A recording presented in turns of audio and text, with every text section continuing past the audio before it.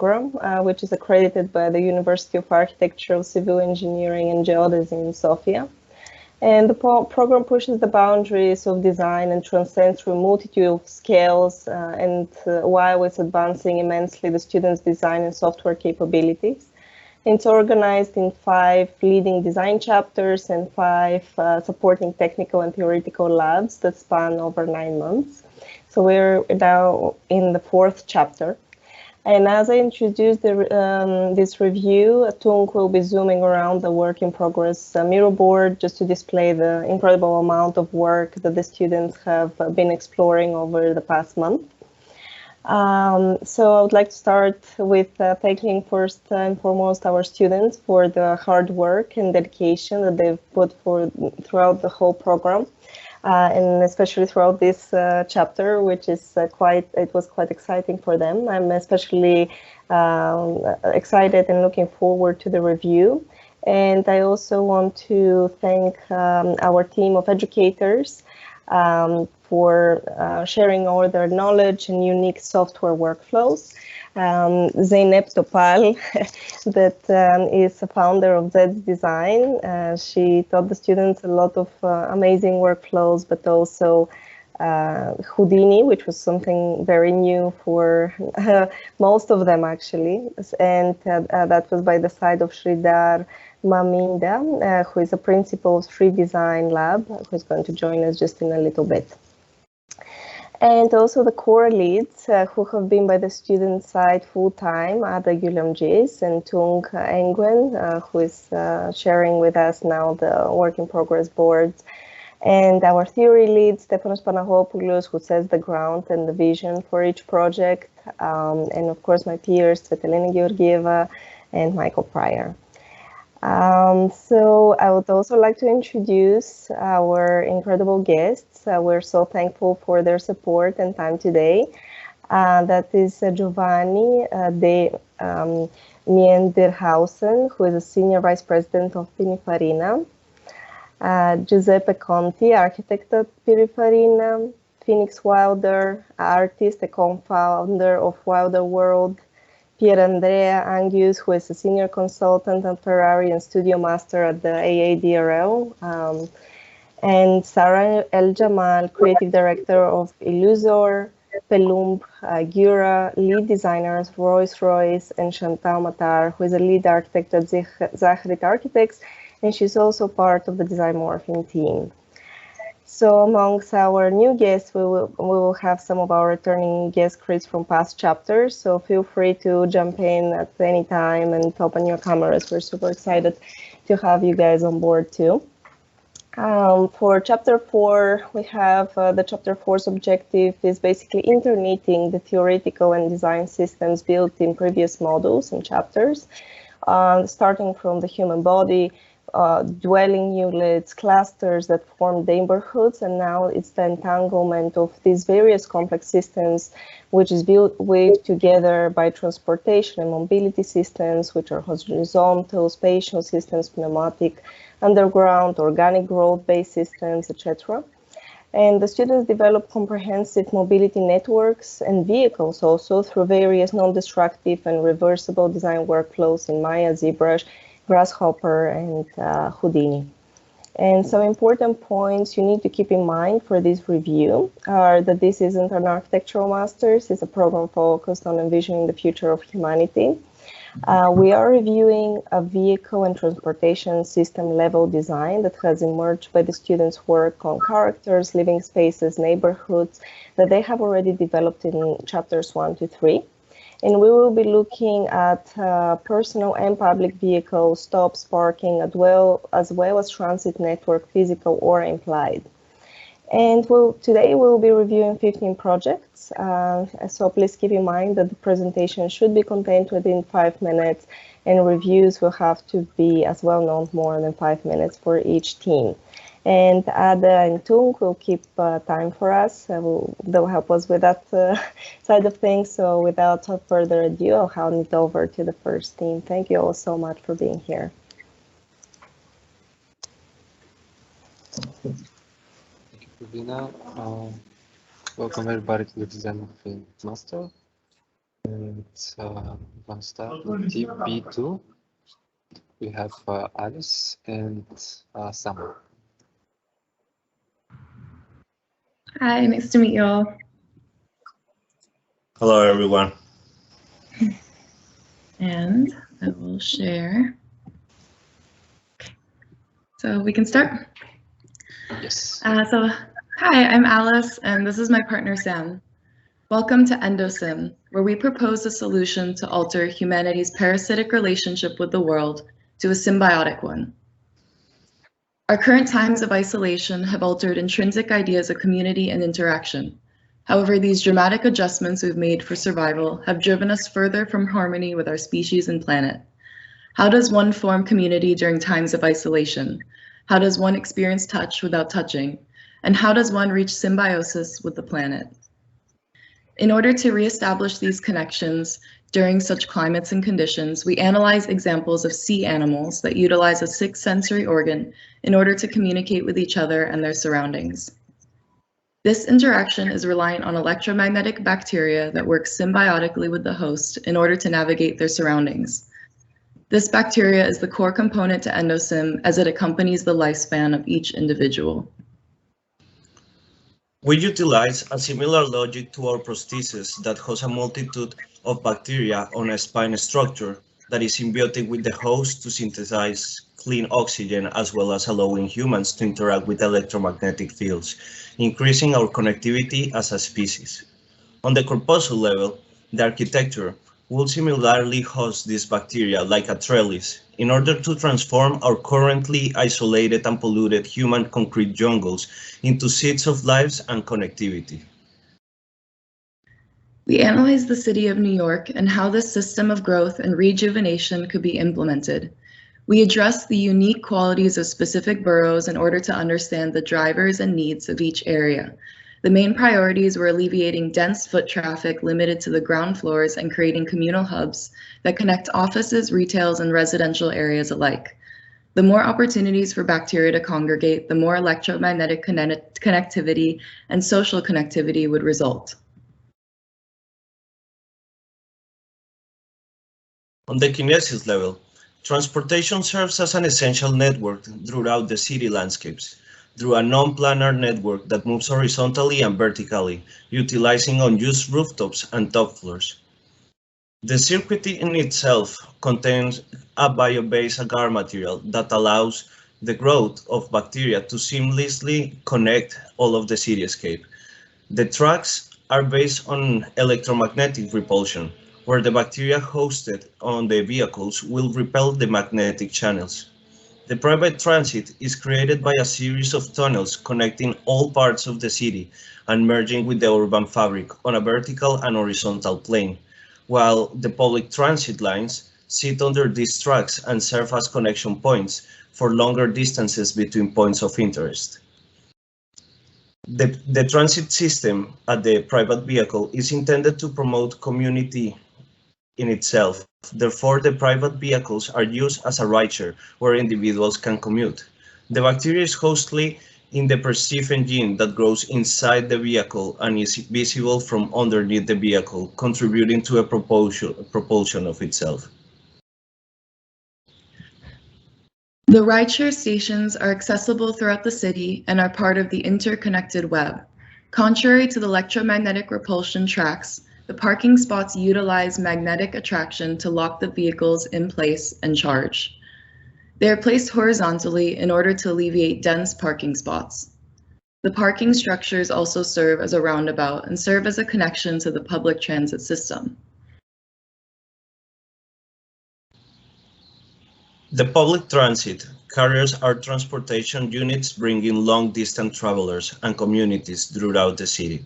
The vehicles are open in order to promote connection. Similarly to a private vehicle, they collect the bacteria from the interior spaces and host them underneath the vehicle. The vehicle is conductive in nature and disperses the electromagnetic waves throughout the metallic structure and into the tracks. Let's take a look at the connecting station below the private transit. The stations are conveniently interconnected to allow for swift transfers between public and private units. The station is accessible from all sides. And it has a tree-like structure where the bottom hosts bacteria as an energy source and channels throughout the vehicles and above parking stations. So, as you can see, this system is acyclical and harmonious in natural. The skills from prosthesis to kinesis help construct the necessary tools to implement this symbiotic relationship, all boiling down to a micro-scale electromagnetic bacteria as the critical building block of this system. In this way, we can slowly transform our concrete jungles into hubs of lives for all living elements, regaining our lost relationship with one another, ourselves, and the natural environment. Thank you very much. Thank you. Thanks, Sam. Thanks, Alice. Great presentation. Thank you so much, guys. Such beautiful work, as always.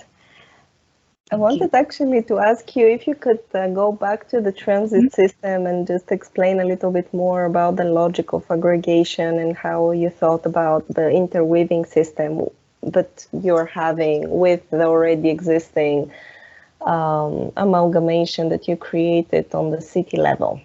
What was the logic that you were, like focused on? How did you develop this system?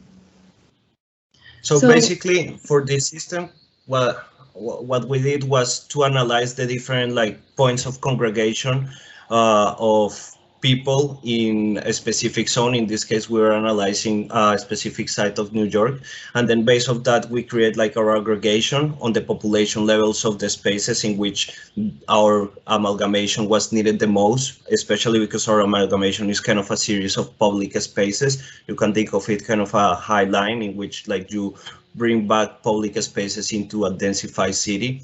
And what our network system does in itself is connecting the triangular shapes that we call the shurikens in between them around the city, allowing a space basically kind of in a growth-like fashion, but also taking into consideration the existing buildings and the opportunities for the city to continue growing. So kind of tries to surround some of these spaces to allow them to continue rising in a vertical level, and at the same time kind of intertwining between the existing urban fabric. Yeah, because we didn't want necessarily direct connections, but more connections that would create opportunities for community and social interaction. Thank you.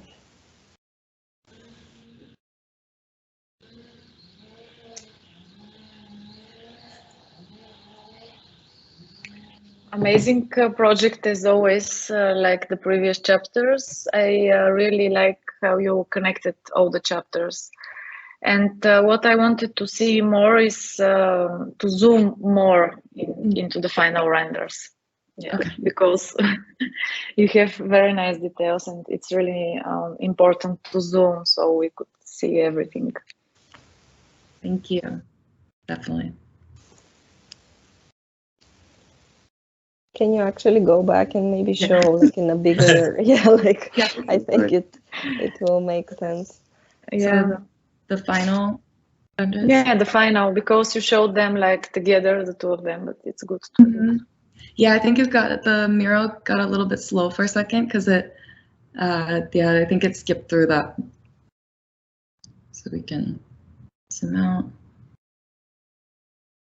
And we're definitely trying to utilize some of the rooftop, connections and utilize the existing architecture of the city.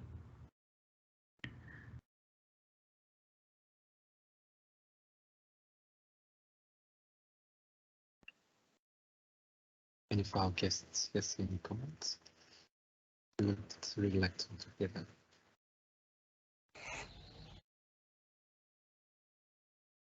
I'm curious also to hear Zeynep, working throughout this project. Is this something that you thought that's the way that it's going to turn out, or what are your what is your view on it? I think they implemented this really good. It's executed successfully, but I was expecting a bit more that circuit thing, the public transportation. I was expecting a render actually telling a big one, and where you are showcasing this a bit more like, how can I say, zoom out, let's say.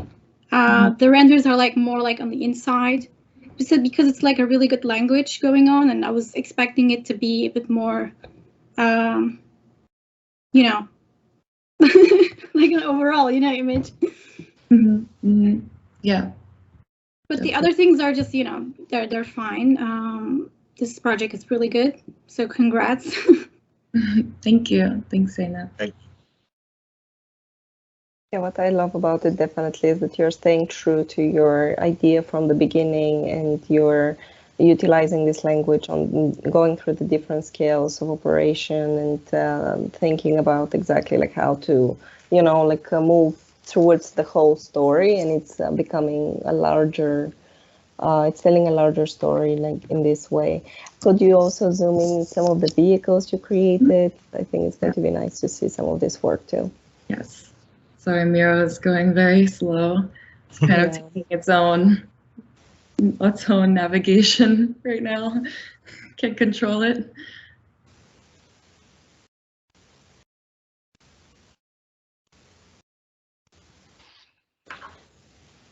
I think that on a larger level now, it's going to be interesting to see it in the next chapter too, where you're going to be looking at cosmogony and how to actually create a bigger world around like the language you're creating.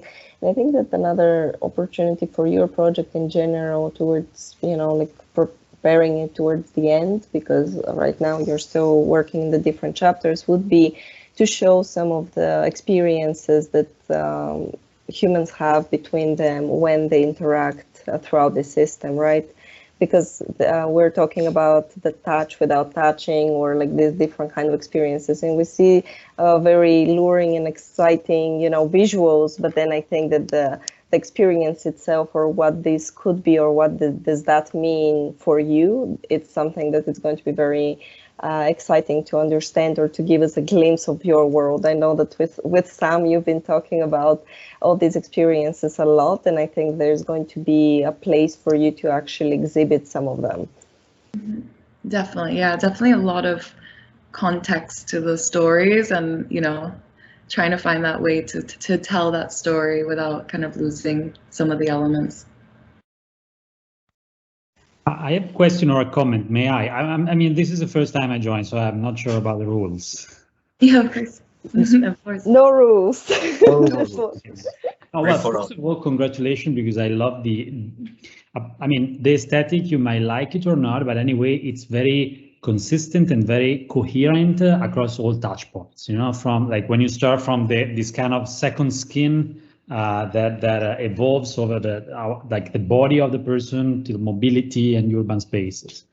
One thing I would study more, or maybe you have studied it and doesn't really emerge, is the lifespan of this system, because I love the fact that you bring bacteria, so you're kind of making objects live, like natural, in the sense that they have a natural element that evolves over time to activate this system. But the system itself, the larger infrastructure, I think it's still, when I was looking at the inside of the mobility hub, it still kind of looks very materic, very static, you know. And I think architecture will have more and more to become kind of an organism. So how about the lifespan of these objects? Will they be able to be reused, recycled, or even better, to evolve themselves and transform? And maybe my second skin becomes my car, or my flying vehicle, or the station itself. So this is my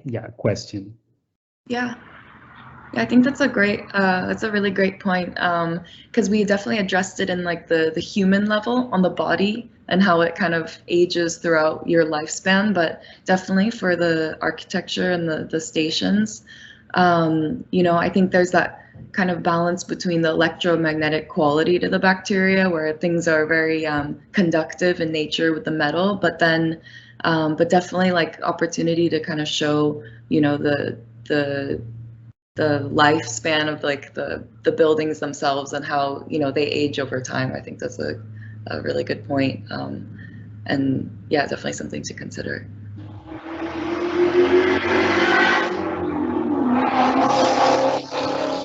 think someone's racing Ferraris in Modena in the background, right? I can hear them. We're testing our vehicle here.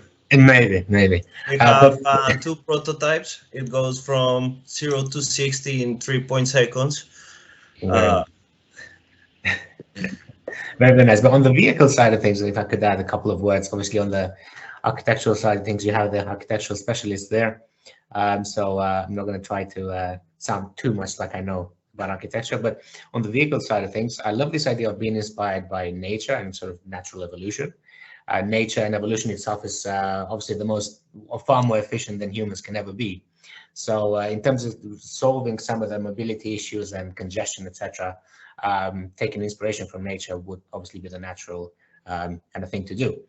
But I'll be very curious to see, especially with this smaller vehicle that you have here, I do like the two aspects where you've combined a bit more of the evolutionary side of things, so being inspired by these very organic solutions, but you also have some kind of human elements there, some color and trim, let's say, a component that's very important in automotive and mobility design. But you also have kind of that nice synergy between the two. You have some chromy type of materials, some more of a human kind of emotional element that you've added to the vehicles, because as humans, with vehicles, we relate to them in a very emotional kind of way. And the color and trim, the combination between the materials, the proportions, the stance of the vehicle, all of these elements play an important part in how we relate to it, how much we like a car or a motorbike or whatever, and how much we don't. So I can see, a lovely stance, for example, in this motorbike-esque kind of vehicle. But in terms of taking a bit more inspiration from the efficiency of evolution, I'd love to see what you thought would be in terms of how these mini modules, mini vehicles could combine into something larger. You had these bigger kind of train-like systems as well. But in what Giovanni as well mentioned, how these kind of units would evolve later to become other things, I would be interested to see how these could combine as well into larger units. Maybe you don't have to have separate trains, but these smaller vehicles, when let's say the humans are not using them, that you could have a sort of system where they combine to become a larger unit to be used as a public transport. So I'd be interested for you to kind of take that kind of idea of efficiency a little bit further, but not just look at the natural evolution perspective, but look at it from a human perspective, because we do have the means to affect things consciously. Nature and evolution is very non-conscious, so things happen very naturally, but it's not a conscious process. So for us to have this ability to think about things consciously means we have the means to morph and force things into our liking. So it's a positive and a negative, but take the positive of it and try to now take the bits that nature does well and force them together to do something that nature wouldn't do, but it's beyond the kind of natural evolution aspect, and it's more in our realm of being able to calculate and to envision things. So yeah, that's the only thing I've added, but I do love the nature aspect of it, the biological aspect of it. It's super fresh and natural to see. Thank you. Definitely, almost like being able to curate the nature, kind of like how we have gardens and things, and how we can control the way that they grow and things like that. Yeah, that's a really good point. Thank you. Thank you. Yeah, definitely something to consider. Okay, thank you everyone. Yeah, thank you. Hello from me as well, and welcome. And let's continue with team A7. Great. Thank you, everyone. Thanks. Thank you. Yeah. All right. Morning, everybody.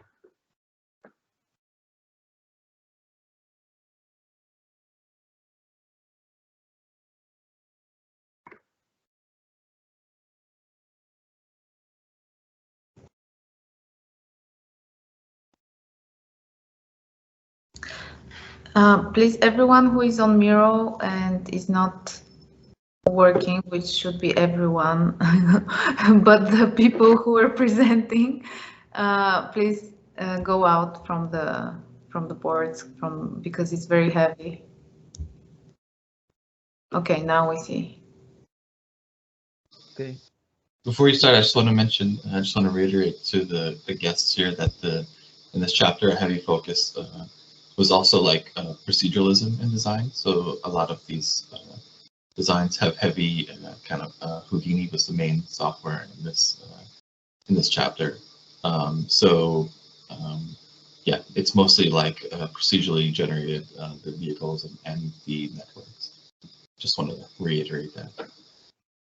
That's a good point, Mike, of course. And I also want to say that we are still in a work in progress environment. We are completing different chapters as we move forward, but the students are going to have the opportunity to implement a lot of actually the comments that you're giving them towards the end of the program when they take all the pieces together and create one cohesive story. So actually your comments are very much appreciated and they are quite useful for them because that's not an end to their work, but they're going to actually have this opportunity.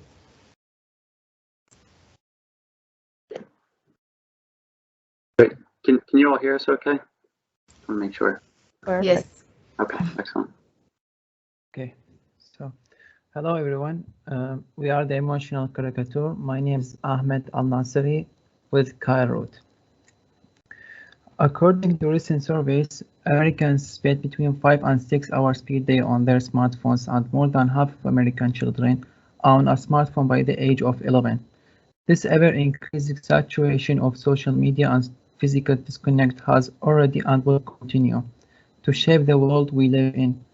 The story of the emotional caricature explores a world where humans have reached the pinnacle of the emotional disconnect and lack any ability to sense emotion. The concept of disconnect and expediency in everyday life does not stop at our impersonal interactions with technology. The way we physically move about the world is rooted in the idea of speed. The story goes that a prosthetic is introduced in the market, which focuses on transferred light directly into the retina to stimulate the vision system and reintroduce the body's sense of emotion. And as the human develops a new capacity to experience emotion, in turn, new spaces emerge. The corpuscle starts from the ground level with the habitat, which serves a small group who can share an overall space divided into several units for both living and exploration. Floating above the habitat is the privation pod, which offers a personal space for experiencing the city through curated emotional lenses. The amalgamation of living, playing, meeting, and experiential spaces has created an altogether new urban housing complex of residential integration with elevated exploration areas and ample opportunity for connection. And at the heart, or should I say hearts of the city, are the transportation hubs. These hubs act as anchors for the city, where both public and private movement networks can be accessed. As individuals make their way to the hub, they are greeted with options. They may choose to take a private drone upward toward the privation pods, or they may choose to visit an adjacent network, adjacent transportation hub via the public cable car. And above each transportation hub, a private network swirls upward where vehicles can head toward the privation pods or to another city altogether. The public network allows the passengers to move freely between neighborhoods via a suspended cable network. The cable car is a quintessential mode of transport for creating time and space to connect with your environment while traveling, offering stunning views of the city as you and up to 30 others casually make your way across town. The design of the cable car itself began by exploring base forms that mimic similar vehicles in the world today, gondolas, lifts, and other suspended modes of transport. Iterations were done quickly out of Houdini to study the numerous ways that the base form could be enhanced to include elements existing in the story to date. And the final design features a roof-mounted powertrain that drives gears and wheels along the cable, not in a fast way, but in a way that allows people to connect. The open interior reflects this with ample room and seating along the exterior, and the distinct connectors in the center of the car aid in both boarding as well as navigating the cables strung throughout the city. And for those at the transportation hub looking to go up, a second network is available to take individuals skyward to the cluster of privation pods. While the experience in the privation pods is inherently a private one, the way individuals get there represent yet Another opportunity to connect with their community. Constantly circling each cluster of pods is a large airship, which acts as a sort of pod. 20 to 30 private drones are able to dock on each airship as individuals await their privation pod stop in the sky. Private vehicles that depart from the airship fly to the privation pod of their choosing, dock and unload their passengers and await their next flight. The private one has been designed to be light and flexible in its movement. To achieve this concept, the first must begin by finding a space that is approximately enough for 4 users with adding clouds. Second, increase the void through its length. Third, define and provide the openings. Fourth, stretching the tail and providing hydraulic system for raising and lowering the clouds. Fifth, adding overall details. And finally, providing the engine and its wings. In the section, the entrance of the vehicle functions as a kind of elevator with openings vertically, allowing people to go and go out. The clouds on the front of the vehicle are controlled by a hydraulic system. This system allows the clouds to dock on various size elements, letting passengers safely enter and exit the drone while stopped. In conclusion, connection doesn't stop when the sun goes down. New York may be called a city that never sleeps, but in the story of the emotional caricature, the city has never stopped connecting. It's simply called home. Thank you, everyone. Thank you. Thank you. Great work. Thank you.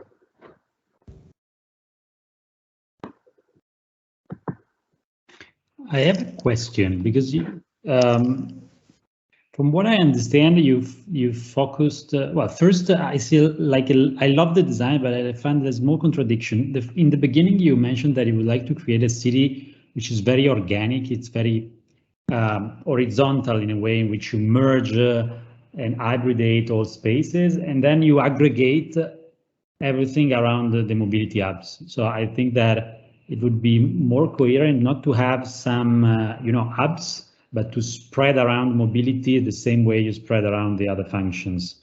And this connects me to my question, but maybe it's just, like the little time you had to present that didn't make me understand that. But I see two main ways to move. One is through flying objects that are usually, very free to move any direction. And then you have cable cars that are exactly the contrary, because you have to go point to point. It's pretty slow, and it's kind of a mass transit solution that is completely the contrary of the drone, which can also be individual. So why did you articulate mobility across these two completely different means of transportation? Yeah, good question. So the privation pods are those floating white things that sit above the city. And really the main driver for the private vehicle, the flying vehicle, is to get people from the habitats below up to those private spaces. So in terms of functionality, we sought something that could get to those private spaces above, and understanding that would likely have to be through some kind of flying object. And then for people to circulate about at the lower level, we wanted something that was intentionally slow and intentionally gave people time and space to connect. So that's how we visualized and came up with something like a cable car.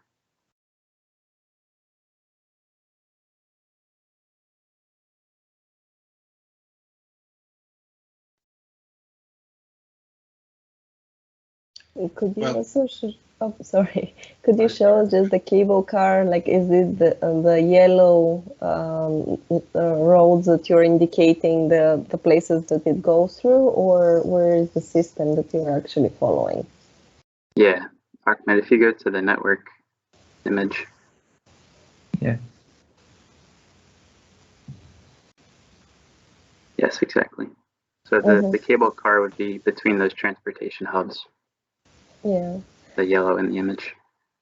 Just from the size of what you're working on amalgamation level, I just think that you might be needing, some more opportunities basically to move around, right? Because you are not having sufficient network, I would say, around what you're creating, and also the language you're using, right? Like I'm a little bit surprised that the language is contradictory to the design that you're using on city level.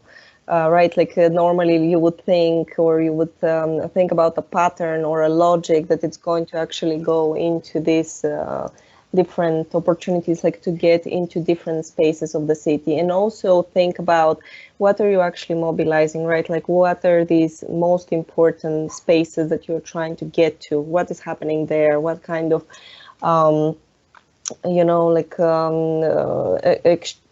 know, like a human interaction, because that's the key point in your case, right? Like you want to enable this human interaction, you want to enable people to gather together, to experience together, and I think that that's one of the most important points for all the teams, right? Like how does this mobility actually give you this opportunity? Other than that, I think that you're hitting all the points, right, like as a project, but there are some things that you could definitely think about and improve upon. Yeah. Yeah, to me, I mean, it's a very kind of successful and sophisticated presentation in general. I have like maybe a few comments, few suggestions. First comment is about how you interface with the existing city. At the moment, it seems like it's a kind of corpse where you are feeding from, and there isn't much interaction between the new kind of system and the old one, which I think might be interesting to see, also because it might affect the way you kind of procedurally change the configuration of this elements that you are placing on your, let's say, floating system, almost like Jona Friedman kind of Ville spatiale. I think, you know, in a way, like when you differentiate, you know, you can do it through program, you can do it through environmental conditions, but I think you have an interesting kind of ground there, ground condition and existing building kind of formations that can actually instruct and influence instrumentally your architectural approach or a kind of master planning approach. I agree also, I mean, with Giuseppe on the comment of the, you know, kind of skepticism about the too extreme kind of means of transportation. I think, yeah, potentially, you know, the cable car is kind of too much constrained. I think maybe you can rethink about it. You can try to maybe imagine a new way of dealing with cable cars, potentially more kind of adaptable, more able to negotiate with also the evolution of the city, which I think is something that goes back to the kind of growth and life cycle of the city, which I think is something that potentially might be interesting to also make more clear in your presentation, like how potentially you're moving from different stages of the growth, and how, for instance, also the transportation system is reacting to it. Therefore, you know, if you have something that is more able to receive these kind of changes and mutations of the urban fabric, you will be, you know, more able to kind of deal with the time-based evolution of this system. But in general, yes, compelling images, very interesting approach. Just, yeah, try, in my opinion, try to reconsider the cable car and reinvent potentially the cable car if you can. Okay. Thank you. I Sure. appreciate the feedback. Thank you. Guys, first of all, congratulations, because it's really interesting, especially the aggregation system. My question is about that kind of, yeah, still there's steampunk cable car. So that kind of connection between the cable car and the cable in particular. Is it something you did on purpose, right? And why? That's my question. Yeah, So this is like the second stop for the drone as station in the air. So the purpose here, I can show it to you from the network. So because like in the chapter of the aggregation tools, like we are now have a very long circulation. So we need like while expanding this project, we need like to go to the other aggregation. So we need as purpose a second stop what is floating on the air. So while vehicles is coming from our 3 public spaces to that vehicle, that stop in the air, so it can like have the opportunity to go to the another aggregation or to the other stops. So it's more about transportation stops that will go and transfer to another spaces. Yeah, I was talking about those gears on the cable car. That seems like a bit steampunk style. Yeah, exactly. Yeah, you're saying like, I guess like what inspired that?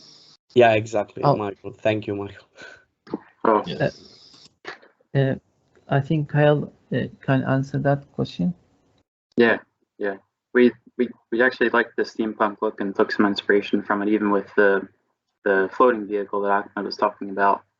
But we wanted to bring in some of those steampunk elements because I feel like steampunk is also kind of in line with our overall vision of almost going back in time from a future society that's evolved too far into something. Okay. Thank you. Yeah. Thank you. Thanks for the comments. All right. Thank you again, everybody. Appreciate it. Maybe just a quick comment. Yeah. I was thinking about, for instance, this idea of reinventing the cable car potentially, and also like dealing with the fact that you are making a very kind of clear distinction between public and private. I would say that potentially you can you can mix up a bit things and try to address the issue in a more let's say flexible way, creating a sort of gradient of conditions between private and public, but also, for instance, why not the cable car being made out of your flying objects that in certain times of the day, in peak hours or in other specific conditions, they kind of cluster together and they create the cable car, and that would potentially allow them to save energy or to deal with other kind of programmatic conditions. So potentially you don't need to design 2 different systems. Potentially a system that is able to adapt to different functions might be, I don't know, another way to deal with it. Yeah, I would also like to add one comment on this, because we see this clear ribbon as a rail of your cable car, but we don't really see how it has a relation or interaction with actually your whole residential area. So it would be nice to see some analysis, like which area is more public, which area is more private, and how like the station would be distributed in your whole block. So now it's kind of like floating through the whole thing. Maybe you have already this design elements, but it would be nice to have a separate indication to just read this whole circulation system a little bit better. Sure. Yeah. To that point, maybe I think it's the. Oh, sorry, I'm speaking over someone. But I think on that particular topic, maybe the visual congestion a little bit. If we are on sort of this almost human eye level, maybe the visual congestion of all the elements, kind of the architectural elements, you could potentially kind of play with that a little bit to make it feel a little bit more open and a bit more kind of breathable. Because having the fortune of having computers these days, computational design and computational calculations, it would allow you to create structures that are strong enough but much more delicate and thin to serve the purpose of carrying these buildings, etc. But would be much more delicate and allow you to enjoy space much more efficiently as well. But on the idea of the airships, I do love that. It's so unique. I haven't really seen that before. I've sort of explored in architectural design where airships have a purpose in the kind of evolution of the city. But you could take that a step further potentially, where the city could be built in these kind of units and blocks, almost like a Lego system. and the airships move blocks around as required based on the seasons, based on day and night, based on the growth of the population as it grows. You know, the blocks of the city move around accordingly. Maybe when there's tourism, you know, certain parts of the city can be opened up by these airships. It'd be interesting to see how you can use the airships beyond the current kind of use of, it's almost like a docking station for the drones. So that'd be cool as well to explore. Thanks. Yeah. We should move on to the next team, I think. Yeah. Yes. Thank you, everyone. Okay. Thank you very much. Thank you. Okay, next team we have B8. Gordon. Hello. Paco, would you be able to share the presentation? My Miro is running extremely slowly. It's also slow for me. Let me refresh. If necessary, don't go into presentation mode, but just share Miro as it is and follow buttons or your presentation sequence.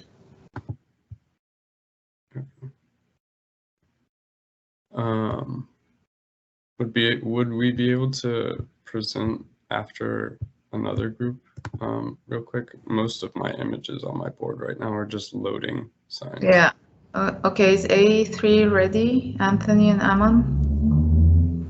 Yeah, sure. Okay, great. Thank you. Thank you. Just Hello, load. everyone. I think my Miro is loaded, so let's. Hello. Let me share my screen. Can you hear me? Yes, very low, Aman. Please speak Hello. up. Okay. Can you see my screen? Yes. Okay, cool. Okay. All right. Hello, everyone. Today we will be presenting the Chapter 4 Kinesis of our Codex Recreo, a revised manuscript. My name is Anthony, and I have Aman with me on this project.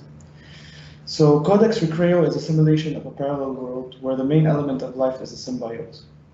Similar to carbon, this symbiote spurs life to a civilization made up of 4 classes. Foragers, which track and collect, evolve into an agronomist, which grow and multiply, followed by an alchemist, which fuses and optimizes, reaching ephemeral stage, which builds and expands.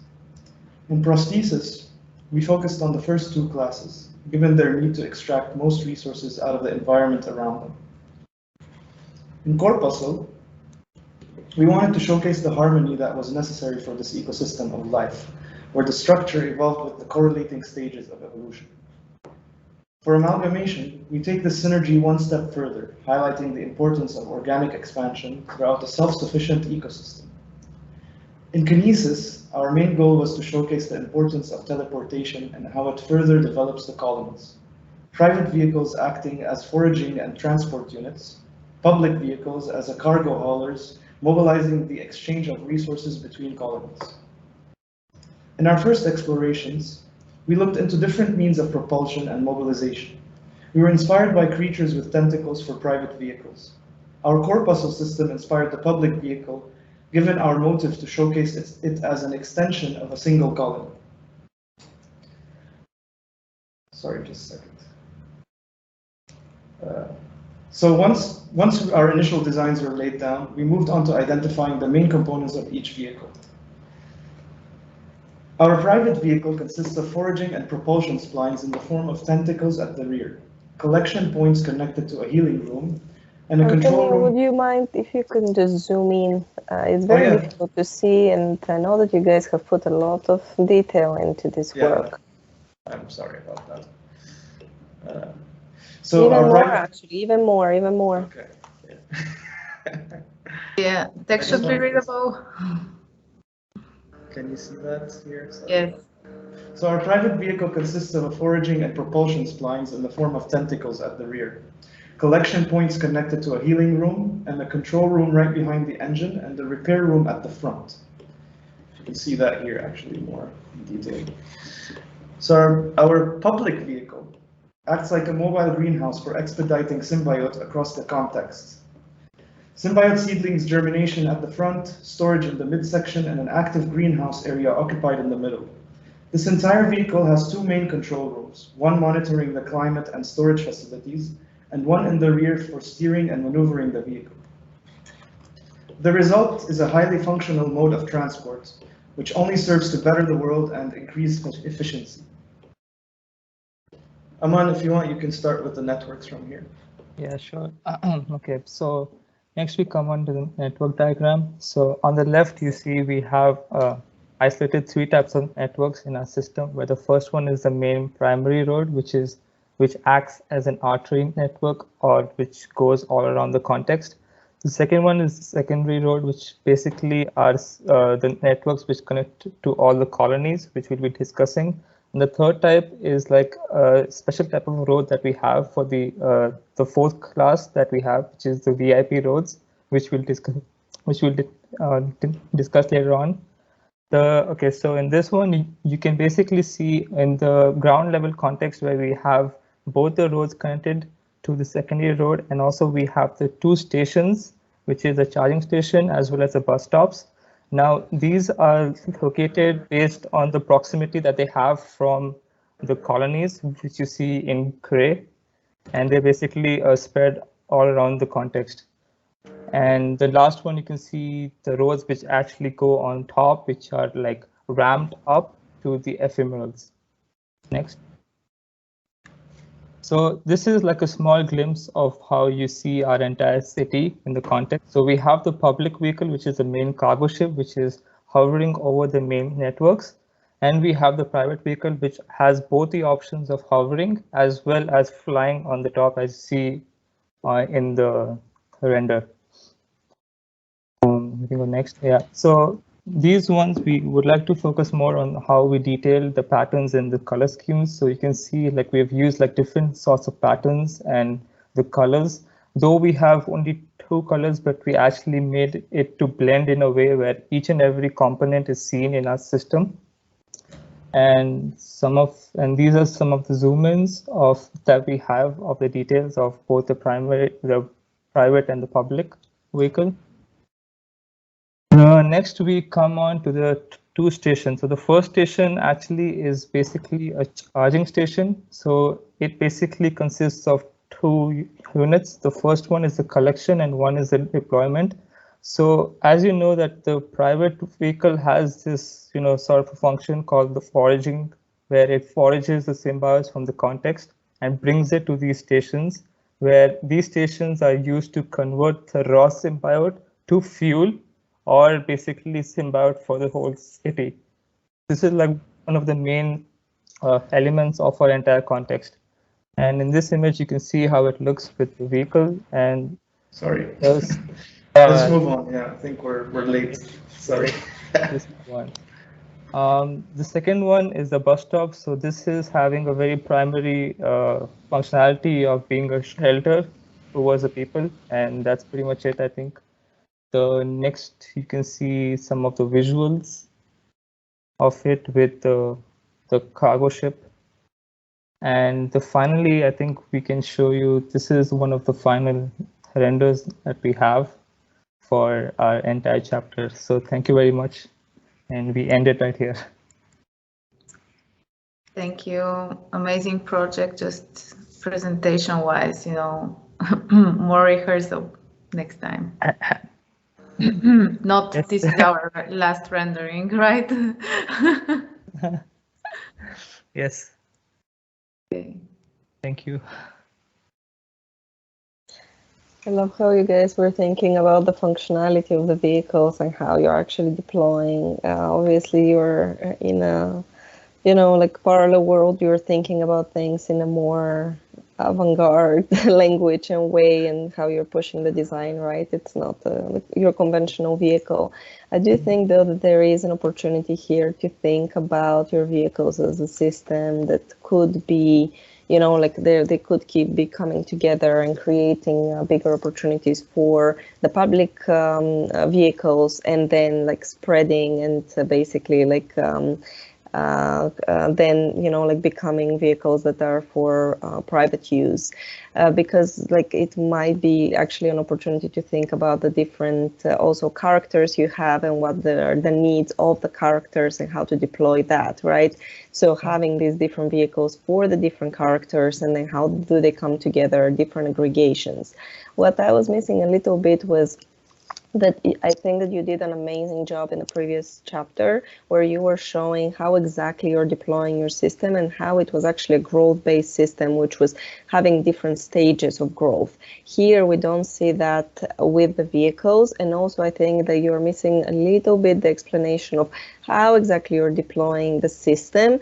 It feels a little bit arbitrary, but I do know that it's not, and that you are actually following rules that you are setting in order to achieve, right, like the whole system that you're basing everything off of. And again, like thinking about where exactly are the stops, how much distance you have, where exactly you're placing, you know, like the major stops like in the system.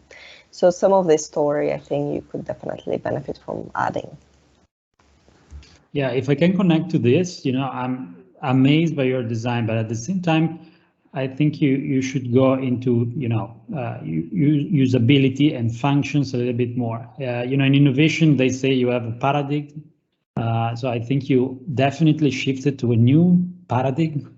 So congratulations for that, but now you have to explain it to us now. So you tell us that that is a movable object. I cannot call it a car. I mean, it's a movable, like an object to move people around. But how do people relate to that? How do I enter? Because I only see, you know, some, you know, humans outside of it. So I'm very curious to see more about, because anyway, design, even if we switch to a next paradigm, we need to take into consideration that in the end, design has to, you know, solve problems and anyway, respond to the needs of the users. Unfortunately, this is my last comment today because I had mentioned like with the organizers before that I have only 1 hour today, but I have to say I'm really amazed by this design, and I very much look forward to joining other reviews in the future. Congratulations to all. Thank you so much. Thank you. Thank you, Giovanni. It was a pleasure. Yes, I just would like to add that they actually have thought of occupation and interior. It's just yeah, I think it was not very understandable. Yeah, I'm sorry. It's actually all here. Yeah. But I guess when we tried to match colors, not a lot of it was readable anymore. Yep. Yeah, but the other part of it is actually adding the human body, designing around it, right? Like showing how actually blue. It's like I've told you, you know what it's blue. It's these little guys inside. And there's another one in the upper image. The other one? Oh yeah, wait. You don't even remember. This one, right? Yeah, here we go. Okay, here we go. Not only in theory do we have people. Actually, this is the door. That's how they get in. This here entrance.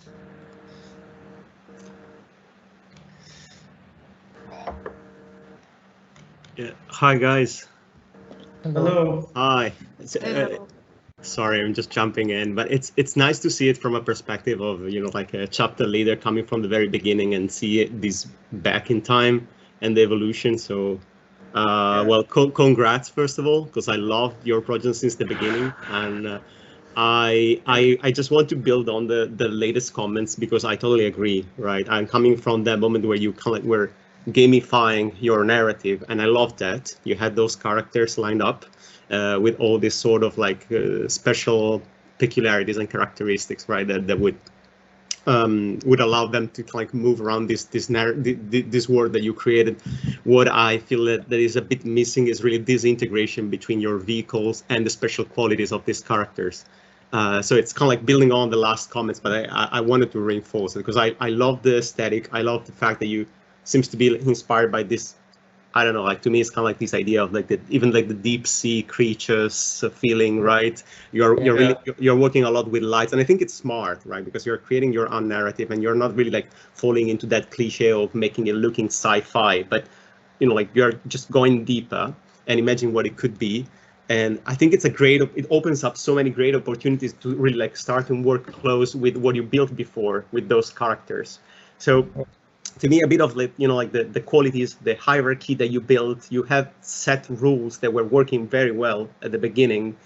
It will be great. I'm sure you thought about that. So it will be great to see them reflected into these amazing, beautiful renders that we see. And even those schematic diagrams that you have, that they're still super appealing, right? They're beautiful, and they give us some hints of how something might work or not. But it's kind of like in our mind so far, right? Yeah. How you have a lot in there, right? And I think that just for the next chapters, just keep everything cohesive. That would really be like the key. But once again, I love how it progressed. Great work. Thank you Thank so you much. very much. Yeah, we should make it not lose translation when, because there's a lot, like, that's the whole point. It's a manuscript, so I think we need to explain it better. You know, once again, I know like you can't really tell us in this short amount of time. You can't really tell us the you know, the amount of narrative that you built so far, right? But even like this idea, I think Pavlina already mentioned at some point, the idea of how the colony would grow and develop itself, and therefore would inform, right, the location of these bus stops and even the evolution of these vehicles. You know, beyond the interaction between the vehicle and the single character. That's another aspect, right? Of it's pretty much the same type of argument, but once again, probably you didn't get enough time to show us, or you're not really like pointing it in the diagrams where we could see this link, right? Yeah, I agree. Yeah. We'll take that to heart and make sure we get it done next time. But once again, you're keeping the level very, very high. So congrats, guys. Thank you. Thank you so much. Appreciate it. Appreciate it. Yeah. Just to add that really the time is very short for everyone to explain all the process they went through. It's very complex work for each team, so they're trying their best. Absolutely, we know very well. Yeah. I just want to say something maybe before we leave to Pavlina, because you were saying that it was nice how we showed an amalgamation, how we everything grew, and we maintained this growth system. We actually did use it in the roads and the networks, and how they bundle and cluster the colonies so that the stops were yielded. Okay. But that's the problem. You have this and you're not showing it. Yeah. I know, because you're following the same logic. And I remember that you showed it so cohesively in a very comprehensive way in the previous work. So you need to keep this, right? Like that's the challenge here in this learning experience. It's for you to not keep, first of all, not forget your project from chapter 1. Here it's Nicholas reminding you, like, you know, where you started.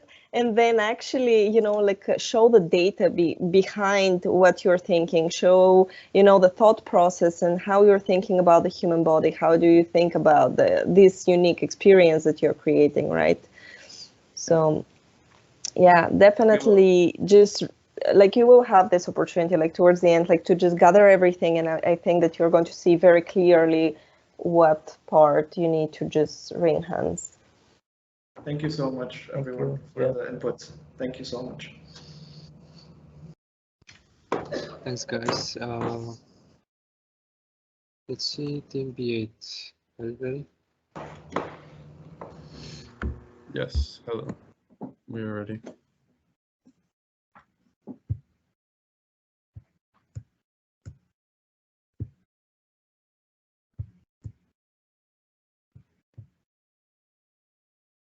Okay, hopefully all of the images are loaded. Yes, okay, times.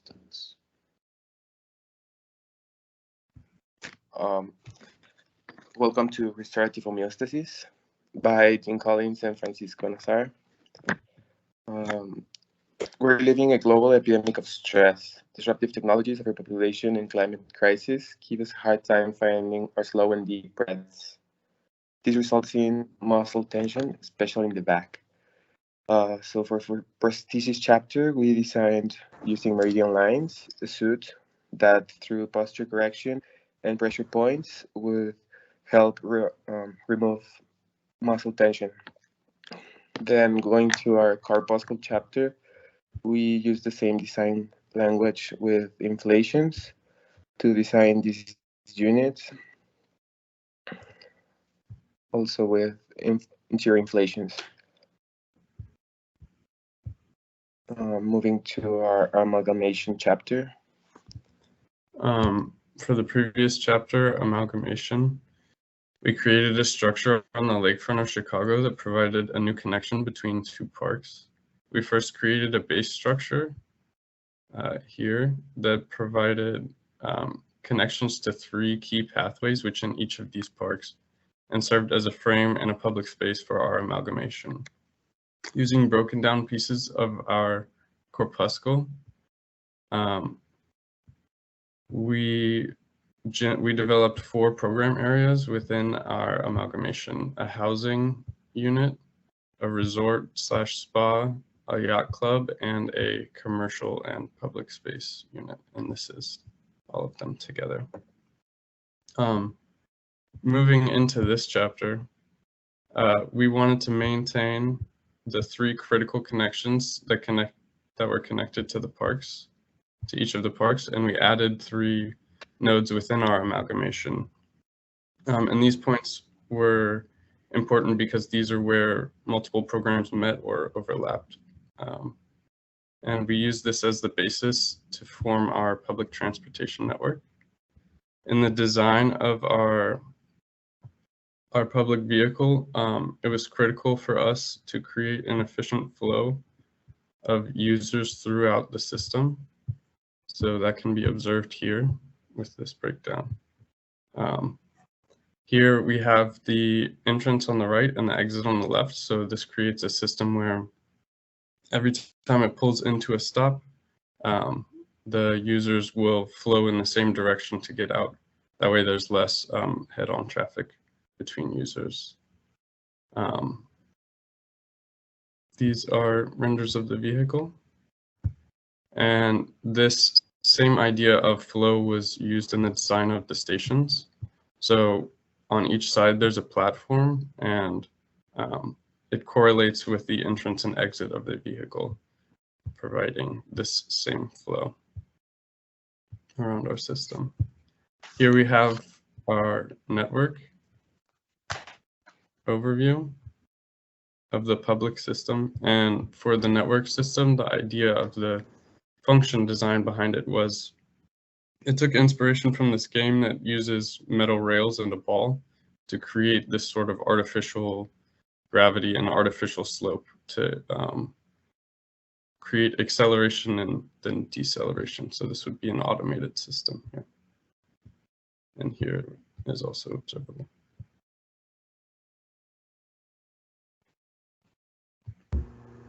For the private vehicle, I took inspiration from trikes and from these bubble cars. And then I made some studies on how the 2 wheels could relate to the human body.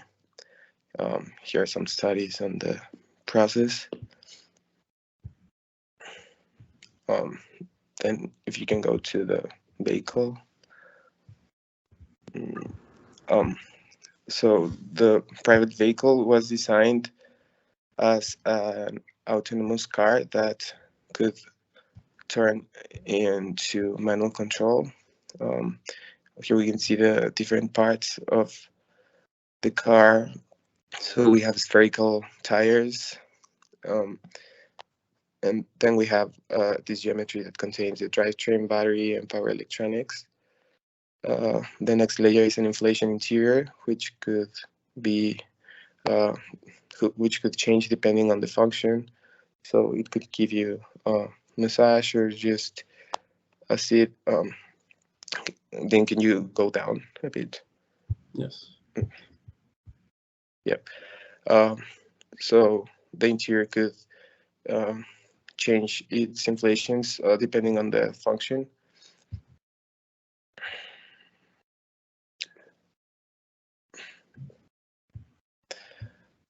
Moving to some views. Then the next layer is the structure, the base structure that's holding the inflation of the windows. And the last layer is the lights. For the charging station, this I use the same design language, and the vehicle would go down, and the wheels would serve as plugins. And here in this view, we can see the section and the pedals. Guys, a few more sentences, please. Yeah. So then, for our private network, in our base structure, we have tunnels with retractable wheel gear that allows the car to turn into a rail-guided train. Yeah, so that's an image of the charging stations attaching to the structure. And if you go down to the section, yeah, I think it's slow, but yeah, here in this section we can see the charging stations attaching, and in the overall renders we can see the whole system working together. Thanks, guys. Please, next time we need to work on the flow and the presentation, because your projects don't deserve that type of show. Yes, agree. Amazing project, but more presenting skills. Definitely, it looks like you had a lot of fun during the design phase. Yeah, you guys like really need to work on some of the presentation skills, right? Like it's not natural for everyone, but that's why it's rehearsal time, right? Like before that.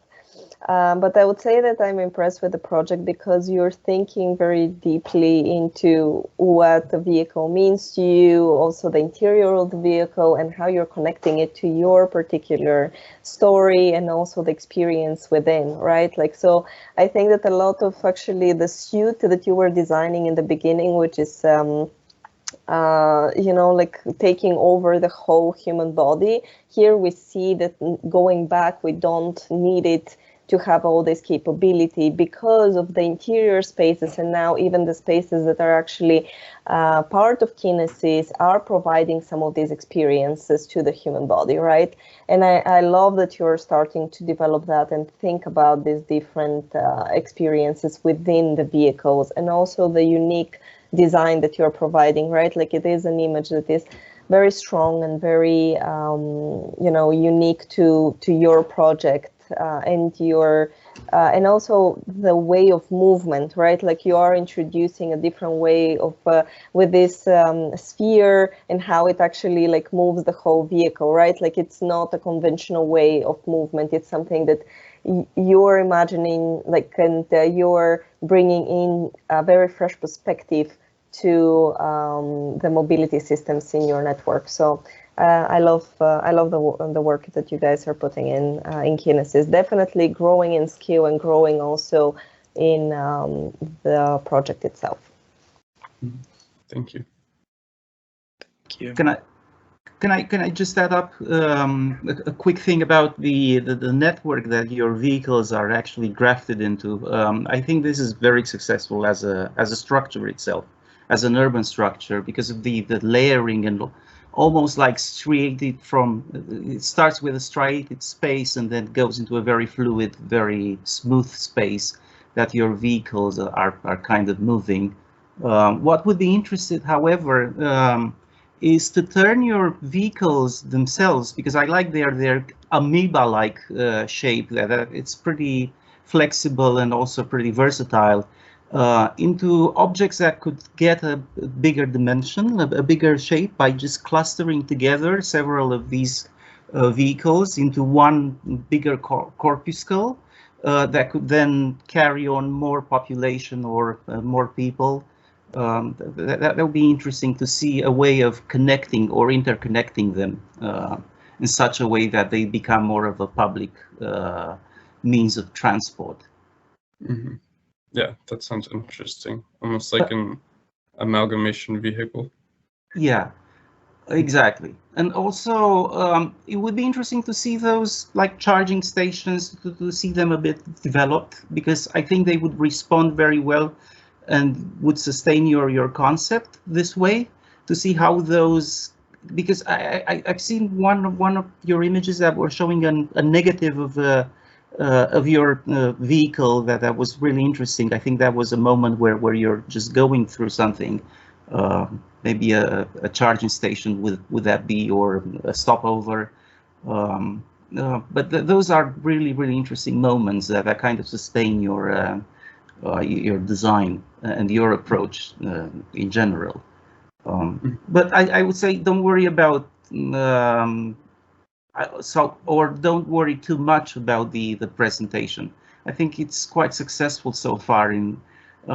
Of course, it would be ideal if you spend more time on it. That would actually bring into light all these qualities that you have in your scheme. But it's really excellent. It's beautiful the way you conceived it, because of its flexibility, I would say, first, and also of its possibility of getting modularized somehow, and be clustered and become more of a bigger thing than what you're showing so far. Mm-hmm. Thank you. Yeah, I agree with the comments. I mean, you have a very interesting and intriguing proposal. I have to agree on the fact that potentially the way you present it can be a bit more rigorous. Also, the way you activate some of the procedural systems that you use to develop different areas of the project. The two areas that I like the most are actually the, in agreement with what Pavlina was saying, like the vehicle that you developed and the infrastructure as well, like this idea of the sort of using contracting and expanding the rails to change the speed of the unit. I think it's an interesting intuition. And I think you can use it potentially even more than just simply using it for a stop on the infrastructure. Just wondering, like, for instance, if you can, since I see spheres kind of multiplying also somewhere else and populating other areas, it might be a way also of dealing with also like the way you accumulate like living spaces within the overall urban fabric. So I think that intuition, I think, is something valuable. The other area that I like the most is the interiors that are inflatable and somehow like are able to adapt and provide different programmatic conditions. I think that's very interesting. Again, I mean, there are some images that are quite intriguing, like this one, for instance, the one below, the one with kind of multiple corrugations. But in general, I think it would be nice to understand a bit more about how you kind of create it procedurally and how you can control it with a more rigorous kind of attention to the geometry, and try to really kind of make geometries a bit more matching between each other and be more kind of aligned and coordinated. But in general, I think it's promising. So, congratulations. Okay, thank you. Great point, Andrea. In general, we see the results, right? Like we don't see a lot of the process, and I think that goes like throughout the project that we're seeing right now. So definitely, include some of the process so we feel and we understand the thought process that you have and how you're actually using, how you're growing your skills also on the computational design side, right? And all the information you're gathering and you are using in order to design. Mm-hmm. If I can add a small comment, Pavlina, sorry, I just want to say that once again, from the perspective of a person who looked at the suite since the very beginning and was wondering, right, there was this open question mark after the first chapter on how you would have developed the space around it, right? And now we see it, and we see it also in the form of a vehicle. I have two main comments. Once you did a great job. You kept all the story coherent, as I can't help really like seeing, constantly seeing this connection between even like the traffic organization, the urban organization, and the human body, the interiors of the human body. Indeed, I would imagine like a traffic jam in your case would definitely look like a blood clot or some sort of, right? So that totally makes sense, and I once again agree with the fact that like working with pressure is just smart as a push to this project. But at the same time, I'm still questioning the fact that I think Pavlina pointed out before at some point that at this point even the suite itself becomes a bit redundant, right? Indeed, in all the diagrams you are showing the human figure, but without that suite around, right?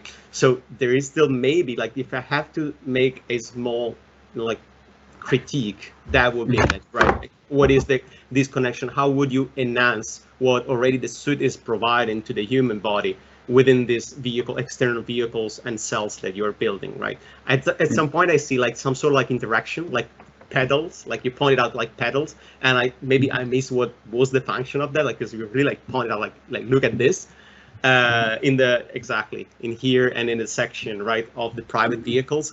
But I would imagine you could go way farther than this, right? Talking about the interaction between the human body and especially like that suite, that at this point I would see like the properties of that suite would be enhanced by the vehicles that the individual is using, rather than being like repetitive properties that replicates at different scales.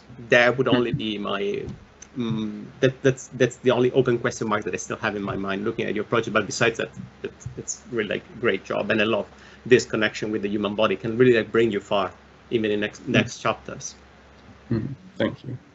I think maybe something we forgot to explain was the introduction of the pedals was something we wanted to provide as this sort of encouragement for physical exercise, which would improve both physical and mental health. Going back to our original idea of like trying to create ways to reduce stress across design. So, going beyond just like the suit and it like massaging you, but it's encouraging you to act healthily. Yeah, that should be.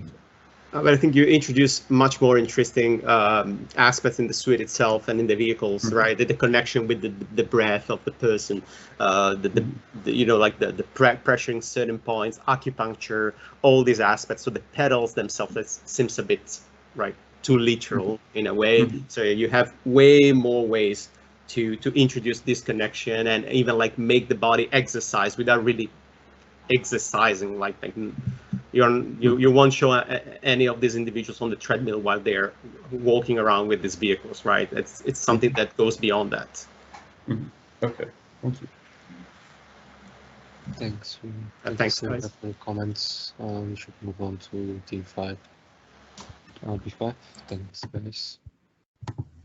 Okay, thank you. Thank you all for your comments.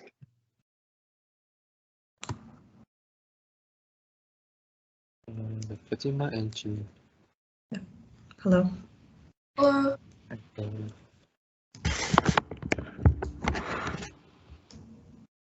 Yeah, let's start. Okay. Hello, I'm Fatma. I'm Xingyue. And today we are presenting the organ print. There are two types of choices individuals make to represent themselves: the choices of what they decide to reveal versus what they decide to conceal. These choices define two sides of identities that could be manifested throughout their lives and after their death. This is the focus of our project. Organ print life processes aim to create complex interactions between meanings, objects, and behaviors by transforming programmable garments into physical abstract art pieces. The user information will later guide the growth shape of our organ print after death. Once an individual is dead, the organ print will begin its transformation into a fully developed eyes as a prosthesis for the living to use, and through which they can have a different perception of the surrounding environment.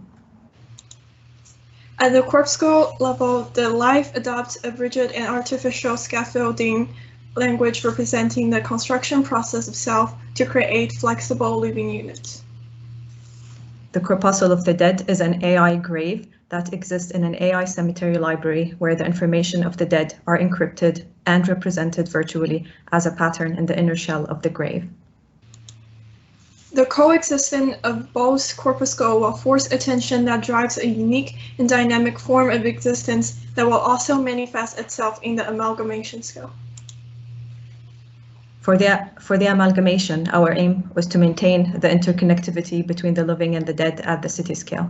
In our system, the living corpuscle starts its aggregation from the ground up. On the other hand, the death corpuscle aggregates from the top down. Both systems meet and interweave in the middle, allowing for conditions for coexisting and competing to take place in between these two worlds.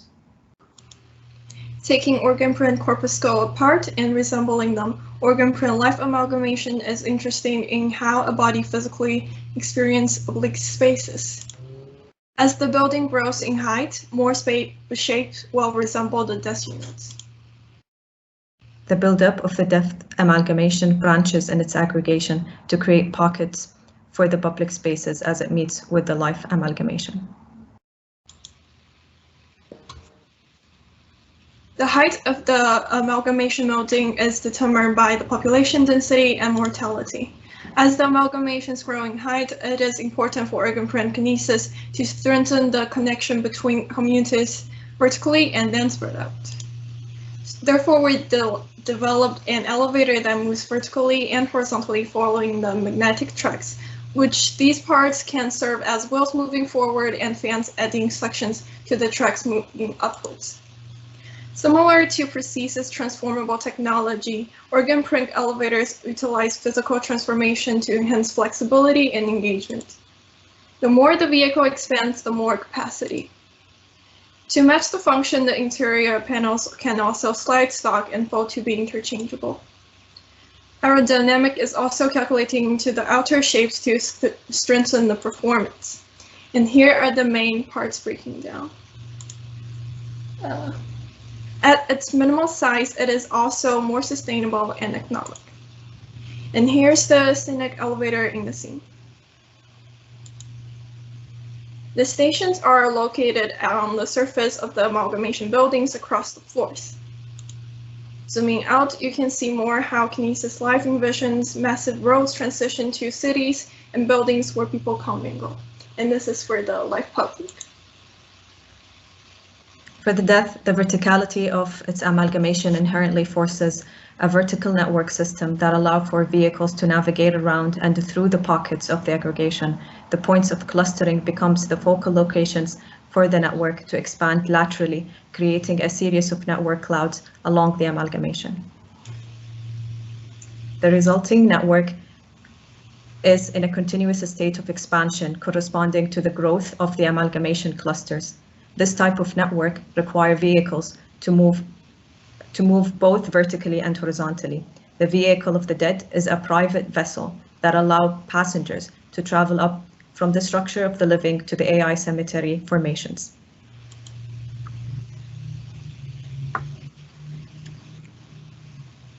The vehicle consists of 5 main parts: a primary wheel, a secondary wheel, 2 compartments, and the external binding frame. The pivoting of the wheels control the direction, rotation, and speed of the vehicle to move in correspondence to the network. The lower compartment slides over the upper compartment to reveal the opening for passengers to access the vehicle.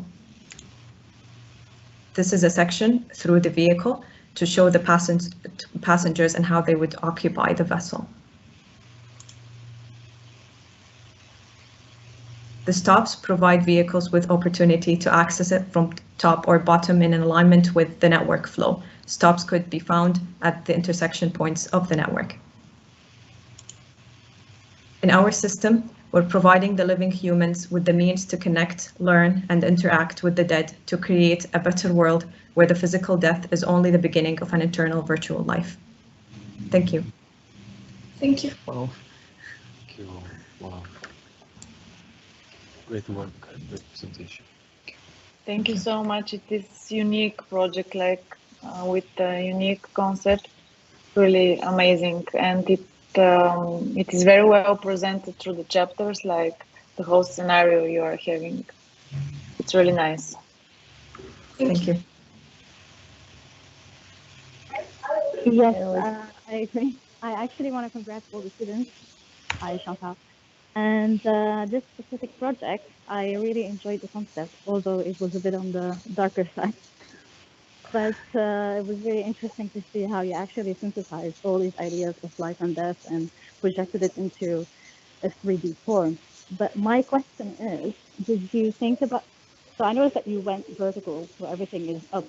Did you think about maybe like propagating towards the horizontal plane and maybe from below ground to the up, so something that's like getting out of the ground, which is something death and all that? So maybe that would be interesting to explore.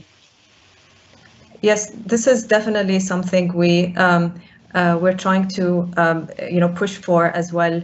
Right now, the focus was to resolve the clusters working together in one pillar, but the idea with that they would eventually replicate, and that replication would force a horizontality to actually come across, and it would have to have a lateral connection as well. So that is one of the things we are hoping to also examine in the next chapter with the over a bigger scale and the replication of this over a larger portion. And just as an example of how we can expand duplicating the buildings, right now it's just a simple scale, but in the next chapter we would expand more with the similar techniques. Yeah, from my side, congratulations for this. I mean, this presentation and the project itself. I agree on the fact that the topic is actually quite atypical, but at the same time interesting. Talking about a life cycle that is kind of going beyond the life itself. I would say it's also very systematic in the way you develop the units and the way they cluster together, the overall system, how they migrate as well. It's interesting. Might be good to maybe make some more kind of diagrams, or let's say explain a bit better maybe through color coding or visualizing a bit more clearly how the units morphologically change to address different stages of this evolution, and maybe use the images as well to kind of be self-explanatory about recognizing the kind of age of the pods, for instance.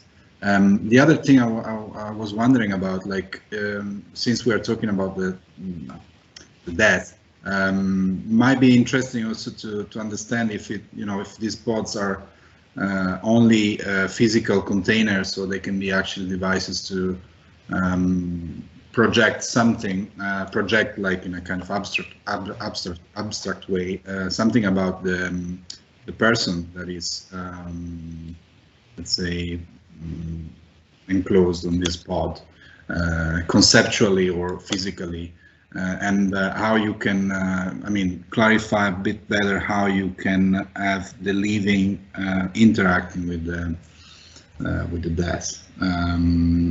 Since it's a very kind of charged topic, emotionally charged, it might be interesting to go a bit more in detail into this kind of interfacing and using, for instance, morphology to address how the pod interacts. I think the scheme you are showing here, the section, I think is a good start, but at the same time, it doesn't really, apart from proximity, you are not telling much about the visuals and the kind of senses of this interaction. So maybe that is something that you can work on. Also, the images are very gray and dark.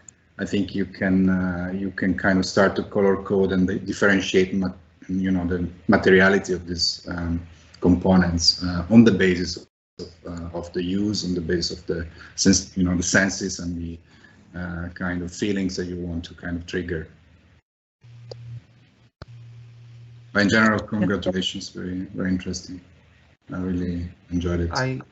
I would like to add up. Firstly, I would like to congratulate you for the seducing concept also, and for the imagery that it's kind of sustaining your concept. Perhaps it would have been more useful to see more of your renderings blown up to see what's happening there in your presentation, like the one in lower left side, lower left hand. That would be interesting to zoom in a bit onto that. But the concept itself, which this is pretty charging.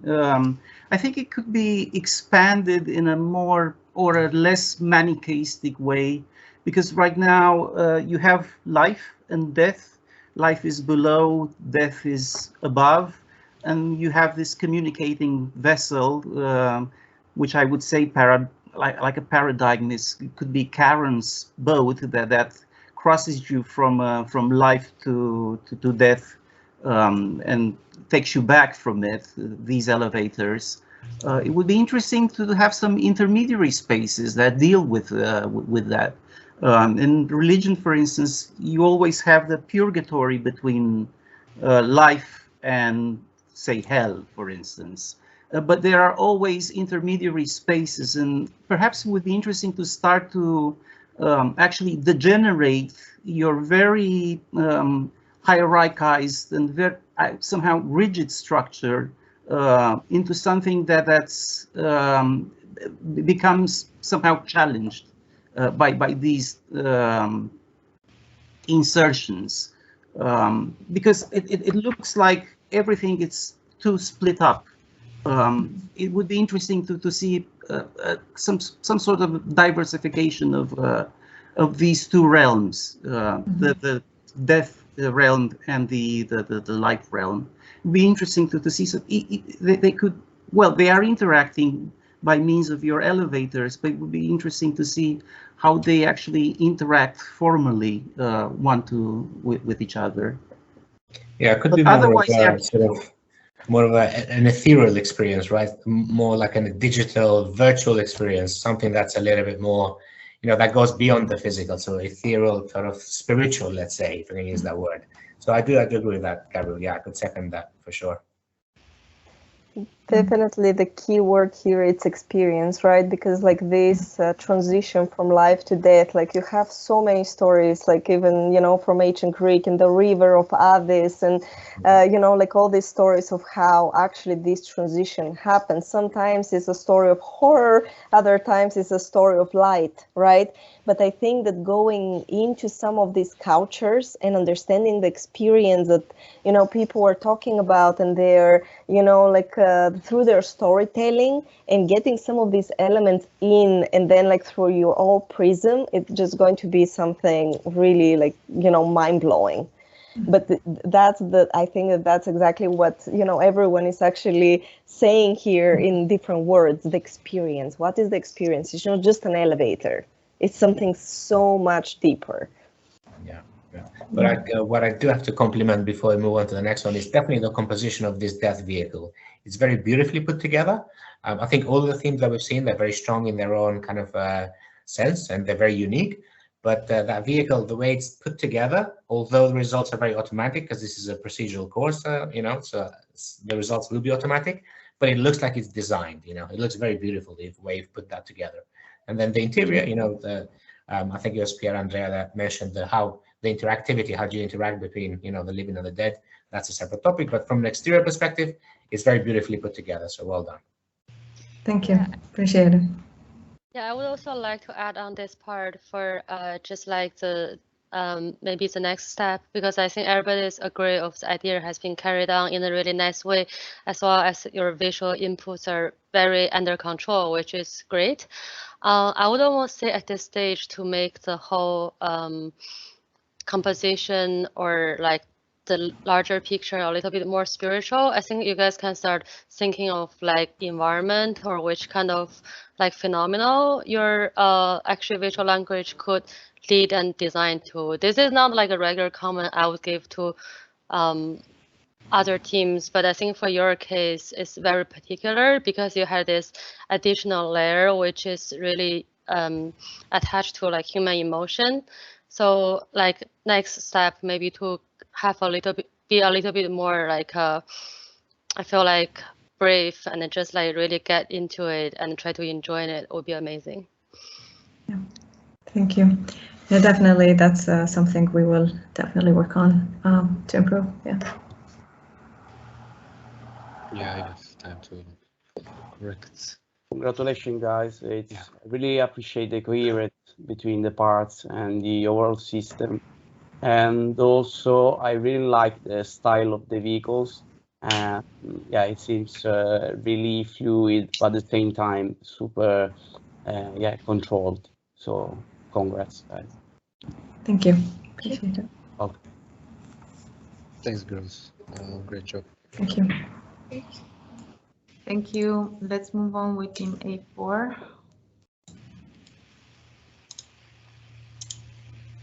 Hi. Hi. I will share my screen. I hope this is visible. Just a second. Yes. Okay. Okay. We are Smina and Alila, and our project is called Synthetic Genesis. We need new tools, new body, and a new mind to resist environmental challenges and explore new worlds. The project is developed on Moon South Pole, and it investigates how society and the human body will evolve in the future, considering two significant aspects of our society and in our society: the virtual and the digital entities, and the harsh environments on Earth and beyond. By using synthetic biology, we started to create the synthetic body and to incorporate advanced communication system into the human brain. In the first chapter, the prosthesis, a prosthetic suit for the torso and the head area of the human body was developed, a shield against thermal radiation and impact threats, but also a highly advanced communication system within the helmet. In the second chapter, the corpuscle is a scientific permanent base on Shackleton Moon crater. The development had two directions: the exterior protective shield and the habitable space within the inflatables. In the third chapter, Horizon Line, we have explored different types of public spaces, both exterior and interior. We had semi-private spaces and large public spaces on these platforms, and also interior public spaces within the inflatables. We used WASP, and we had a field-driven aggregation. In the DLA growth network, we have integrated different clusters with different densities, scales, and different orientation. By introducing transportation to the project, we started asking ourselves the questions such as how does a lunar transportation system look like for the colonies on the moon? Should it be restricted to rovers we've seen so far? We don't think so.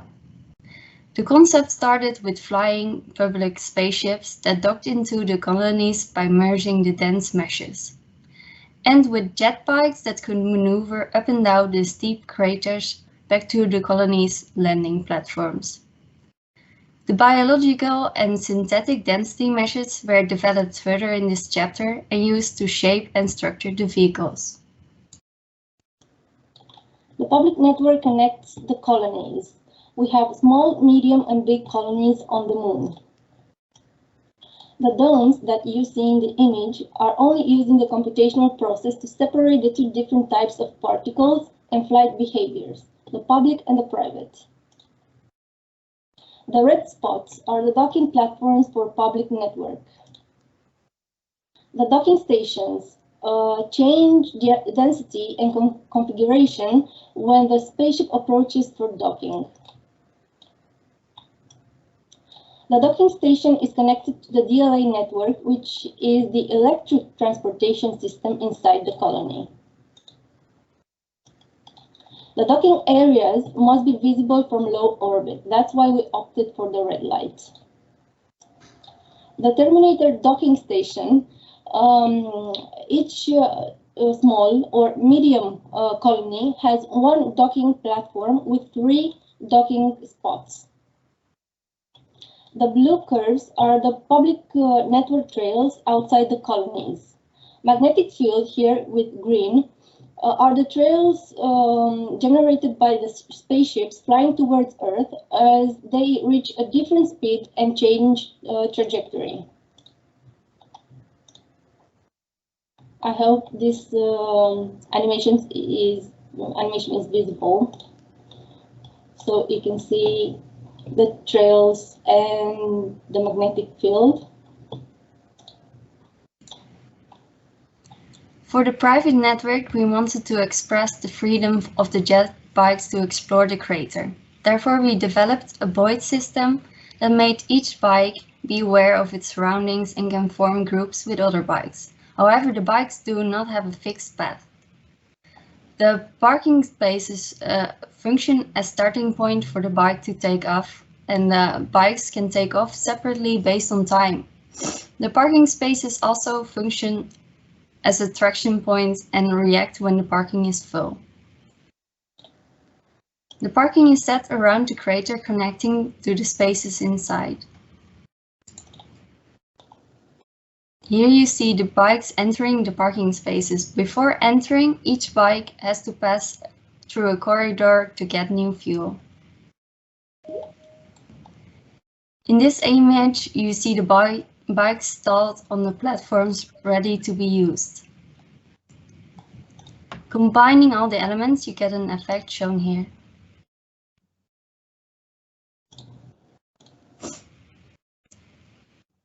Introducing the H3 Explorer, the private vehicle to get around the colony and crater. The vehicle is built out of 3 layers. The core structure is made out of the density mesh that transfers energy around the vehicle. The moon noise volume shapes to the user's measurements. The protective shield protects the user and the bike from space elements. This shield can expand to cover its user when needed. Inside the shield, a LiDAR scanner is installed for scanning the lunar terrain. The driver takes seats on the bike and lets the helmet sync wirelessly to display the H3 Explorer's user interface. The interface updates the driver real-time on location of other jet bikes, fuel level, parking locations, and lunar terrain. The public transportation system is represented by the spaceship. It has a helium-3 propulsion, which is a local resource. The spaceship follows the same logic as prosthesis, a transition from synthetic intelligent materials toward biological materials at its core. You see in the left side a bone-like structure, and in the right side a density shield. The habitable volume communicates with the prosthesis through the helmet to adjust its size and shape according to the occupant's number, speed, and flight distance. The spaceship has 14 seats, 4 in the cockpit and 10 in the inflated volume. The passenger volume can inflate and deflate according to passengers and flight's needs. Here you can see we don't need a dashboard since the entire vehicle is controlled through the helmet, which is a highly advanced communication system. Here I wanted to show the habitable area in the front, in the left side, and the engine area in the left side. The access is done through the cockpit, as the bubbles inflate to let passengers occupy the areas. The moon noise helps to reshape through vibrations. The protective shield can be adjusted or reshaped through vibrations. While docked, the spaceship is refueled with helium-3 and prepared for the next flights. Longer distances between moon colonies should be traveled by flight, not by rovers, as the terrain shows a rough surface. Colonists should be given the possibility to move more freely with personal jets in order to explore the lunar surface. Thank you. Thank you. Thank you. Great work.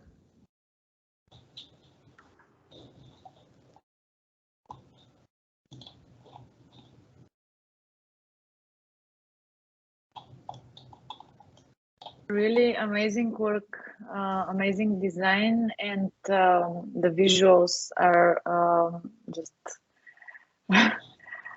perfect. I wish you could zoom more in some of the visuals so we could see all the details that you have created, because it's impressive, really. Just let us know where to zoom in on this one.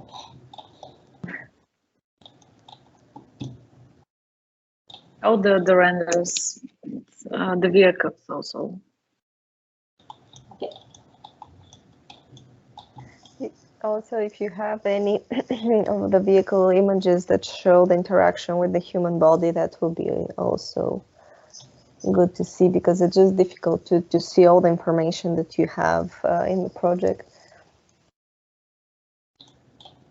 Yeah, Elena, you have, I mean, we have basically the same system for both vehicles through the helmet. Elena made this render. Yeah, So, just show where you can see the occupancy, like and the jet occupancy bike with the person or the spaceship with the people inside. The occupancy on the jet bike and with the public. Yes, there. The spaceship. Okay. Yeah. This is only the front part, not with the engine part as well. The next image has the engine as well. For the vehicle, though, like, isn't your suit in prosthesis part of the vehicle in some way, right? Because you're showing the body and how the body occupies, right, like this vehicle, but then they have this diagram with where they explain how the prosthesis and the helmet connects to the vehicles, but they don't have the whole prosthesis in the vehicles. Yeah, basically, we didn't put this prosthesis inside the vehicle. We the rig. Yeah. I think it's important to start building these connections as you're moving forward, right? Because everything is connected throughout the chapters and the scales and the story. So every opportunity that you have to connect either the prosthesis or the amalgamation with the kinesis and so on and so forth, that's actually making your story stronger, right? And it tells the story just in a better and more cohesive way, because if you are moving through space in the private vehicle, let's say, like without this spacesuit, you know, there is this missing element, which is quite important in your case because you couldn't actually move without it. So that's something just to start thinking about as we are approaching chapter 5, right? And that we just started thinking about. How do you tie all these, you know, like stories together? Other than that, obviously, the work is beautiful as always, very imaginative. I'm happy to see that you ladies work very well together. It's a very exciting project. So that's mostly like my comment for me, right? Like just make sure that the story is cohesive throughout the whole, throughout the chapters. Sorry, I didn't understand. It's incohesive with the previous chapters, as you say now, or? So, for instance, just finding opportunities to build upon. For instance, in the vehicle that it's the private vehicle, and you have the body and it's exposed, right? So even adding like what you had from chapter 1 and seeing how it connects with this vehicle and how it becomes one, it's an opportunity for you to make this story stronger, right? Like it's not this image, like where is the image where you have the private vehicle? It's on top of it, actually.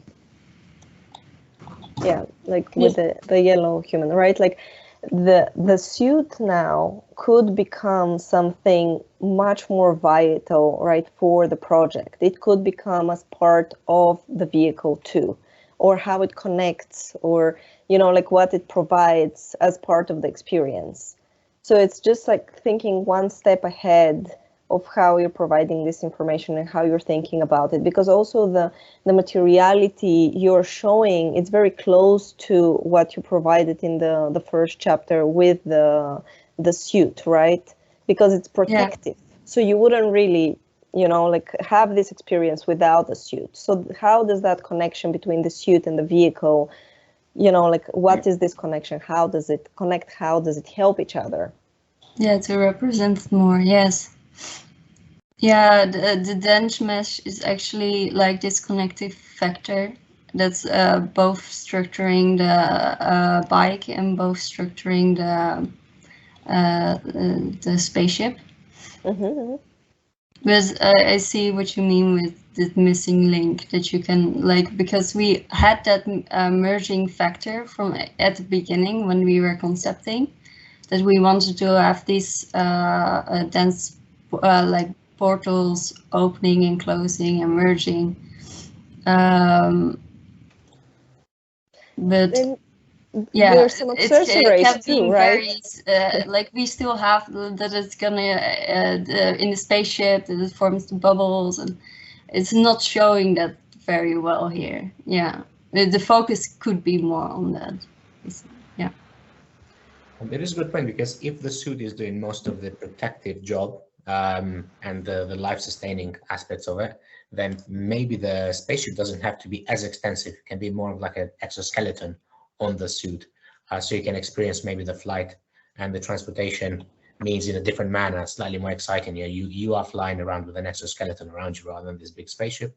It's not to say then that the spaceship is not, you know, interesting. It's very beautifully designed and very beautifully presented, but also consider maybe some things which might not come to mind first, but so ergonomics and aerodynamics. If you're in the moon, those are very different components to how they would be considered on Earth. So aerodynamics, they're not an issue in the moon because there's no atmosphere. So how you design the spaceship gives you a bit more freedom, and ergonomics as well. So gravity is obviously different in the moon as well. So maybe you don't have to have those positions where you kind of sitting forwards in the motorbike, let's say. You can be sat upright in a different type of, you know, configuration, give you more creative freedom in terms of how you design the mobility objects. So yeah, but very beautifully put together, stunning presentation. Thank you. Yeah, indeed, we thought of placing the prostheses in different directions here at different levels, so they don't really sit like in a normal vehicle. So yeah. Yeah, I agree with all the comments. I think it's an impressive project and presentation. Well done. I mean, some of the images are really compelling and super detailed and super kind of articulated in many ways. So I think, yeah, congratulations for that. I like very much, for instance, the image we were looking at before, where you kind of show that the vehicle can actually expand and contract to allow for different types of occupancy. That is an interesting aspect, I think, which potentially you can develop in a more kind of animation type or time-based sort of variations, iterations, just to kind of really, let's say, be more clear about what's going on, like on the initial state and the final state. I agree on the fact that ergonomics can actually come through a bit more, but and also like the interface with the kind of suit that you design. I think that is something that you can work more on. But I also like the fact that you approached also the kind of helmet view, and you are starting to kind of move into many different kind of aspects of the design, which it's really commendable, and it's all organized in a very systematic way. So really well done. Thanks. Thank you. Thank you. I would like to add that you are creating a very comprehensive world of its own, and I think this is the greatest quality of this project. it's very well thought. And I read in your first diagram that you presented transhumanism. I think this is somehow it's getting close to transhumanism at work. How you transcend the current humanity into a world that takes care of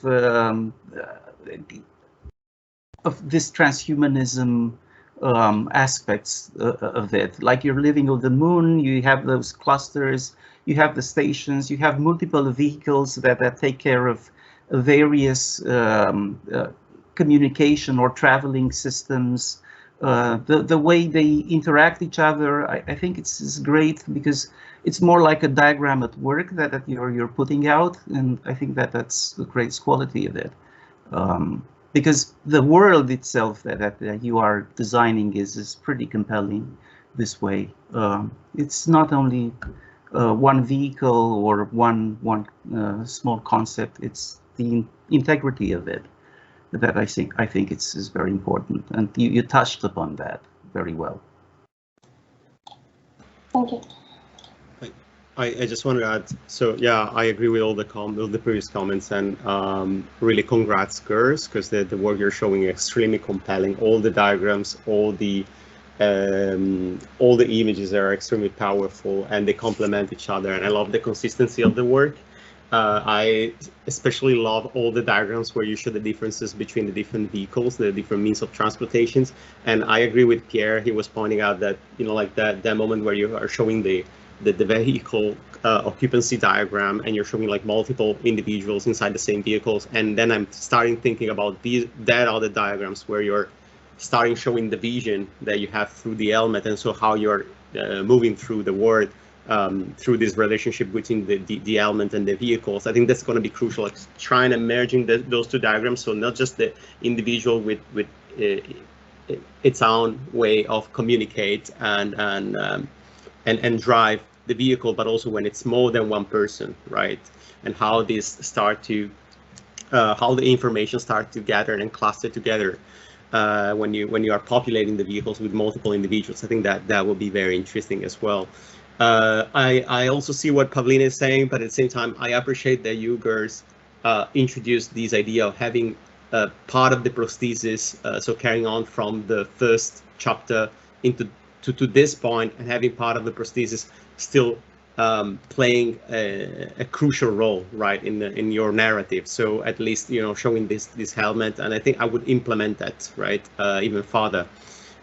So really, like, congrats for that. All the work basically looks extremely consistent and compelling at the same time, which is not easy to achieve in such a high-paced project. And at the same time, kudos, because I know that this is kind of like a newly formed couple, and you're proving to work together extremely well. This is the first time that I see you showing me something after you've been working together. So, you know, it's something that maybe people would take for granted. It's not that easy, and I think it's actually, I can see something that was added to the previous aesthetic, and your two aesthetics are combining together, and there is actually an add-on quality to it. So congrats, girls. Really appreciate all the work that you're showing. Thank you. Thank you very much. Thank you. Appreciate it. Thanks, girls. Great projects. Okay, let's move to team B3. We have Pedro and Nadia. Hi, everyone. Hello. Hello. Okay. Welcome. Welcome to the one and only Galactic Transportation Expo. Your guides today, Pedro Venegas and Nadia Kutreva. Today we will explore the finest technology in the ALMA world. With you, our storyteller. Not so long ago, people on Earth were at the brink of mass extinction. To save the planet and civilization, humans enhanced their biological brain with a creative AI. They developed what they call Autonomous Living Machine Algorithm, ALMA, invasive central nervous system implants and a collection of personalized variables that give them new cognitive ability to feel data. With the ALMA AI implants, they can perceive the data of the world and comprehend complex ideas like time or climate. They have developed a solution for the dying world. Now they live in prosperous world of ALMA society based on core attributes: communication, data exchangeability, and autonomy. Human of ALMA expresses their new way of perception through a unique, exuberant, hyper-detailed style that they call bio-baroque. ALMA people are known as space sailors. They live and travel in Carpathel, autonomous living mobile unit. It is self-sufficient and support life on long, deep space trips. They populate the whole solar system and prefer to settle on a low orbit of planets. Their settlement, like oases in the desert, provide resources and promote well-being. Thank you, Nadia. Now, time to go to the first pavilion of our expo, private vehicles.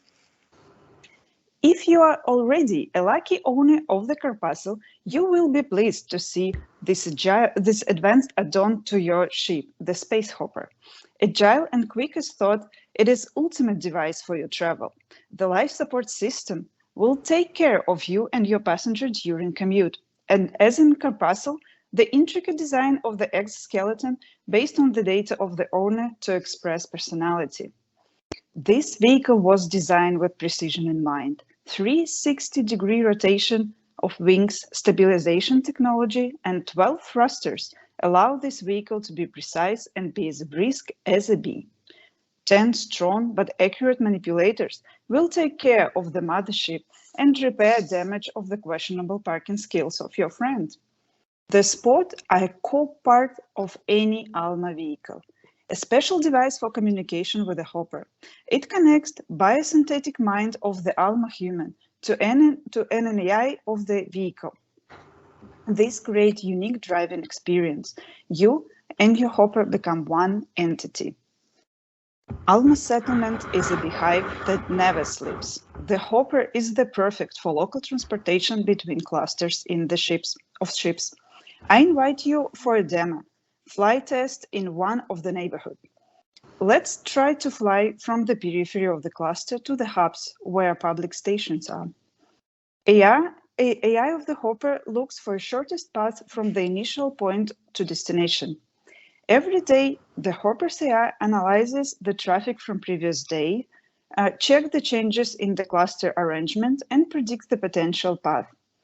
The actual path, of course, is different, because the hopper needs to avoid the obstacles on its way. But if one hopper finds a nice quick way, it shares the data with others so they can follow. And we have arrived to our final stop. Parking the hopper is easy. There is a special airlock at the Carpathel for that.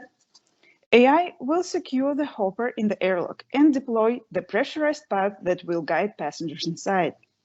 As you see, the Space Hopper is a vehicle like no other. It is able to fix your ship, drive you to your closest friend, and if you need to travel to another settlement, it will commute to the station of the nearest hub. Here, our demo ends. Please follow my colleague to the next pavilion, where you will learn about big business of ALMA transportation.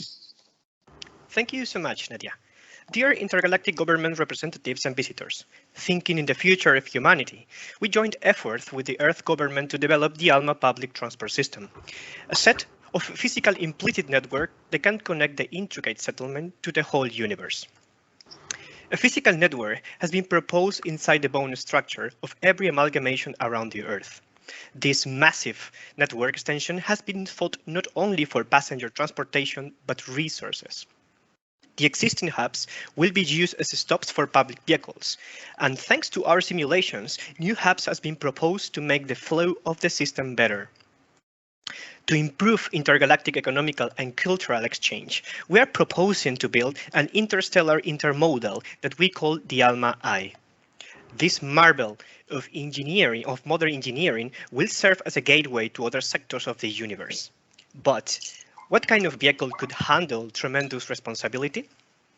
Dear guests, we want to present to you the ALMA Space Worm, a piece of tech meticulously designed to carry passengers and supplies. This beautiful modular vehicle has been designed to carry up to 10 passengers per wagon. The idea behind the design was to create a modular unit that could be assembled autonomously via AI and serve in every scale possible. For this reason, the base module is made up of two smaller units, the public transport unit and the public cargo unit.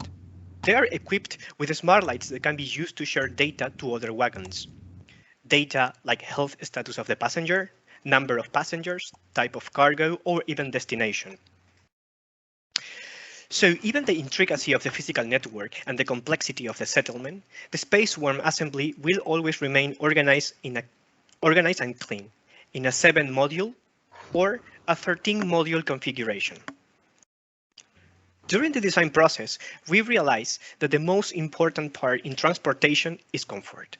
In consequence, some additional technologies for synesthetic experiences have been added to the spot, so every passenger can remain laid down, resting and relaxing while going on a trip until they reach to the stops. These stops are a set of platforms distributed along the hubs. Every built platform has a set of structures that shrink and expand, guiding every passenger to their capsule, depending on destination and cargo type. Keeping the order by the use of smart lights and every platform that exchange data between vehicle, platform, and prosthesis. So we, as Alma Corporation, are committed to creating the future our parents dream about, so every living being can experience the whole universe like never before. I hope you enjoy our presentation today. You can reach us at the end of the expo to make real business. Thank you so much. Thank you. Thank you guys. So creative.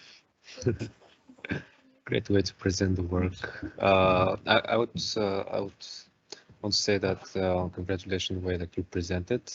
I know you guys usually have a lot of things, a lot of details to show, and you like this presentation you managed to present everything in very coherent and fast way. It's really amazing, guys, and I think you're ready for a Hollywood production. Like with every chapter, your scenario is going so well that it's really amazing.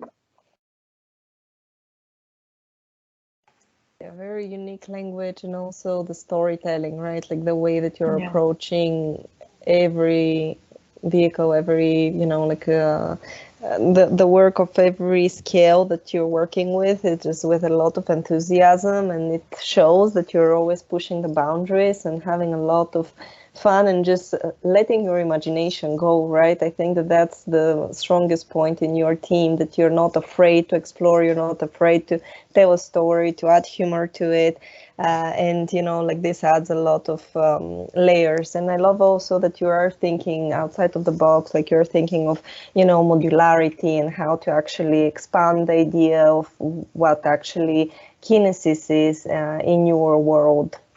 And it's adding to the story, from the interiors to the exteriors to the experiences that are very different, thinking about comfort, thinking about, like every aspect of the project that you have. So, yeah, congrats on the work, really impressive. Thank you.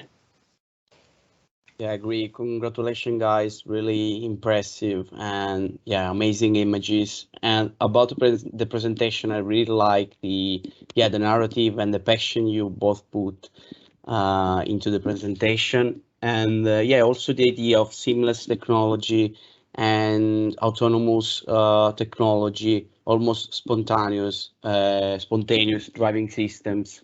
It was great, and so congratulations. Impressive work. Thank you so much. Thank you so much. Yeah, compliments all around on this one, I think. Yeah, lovely color palette as well. I'm trying to not repeat the compliments from the others, but they're all true. Very comprehensive, very well thought out.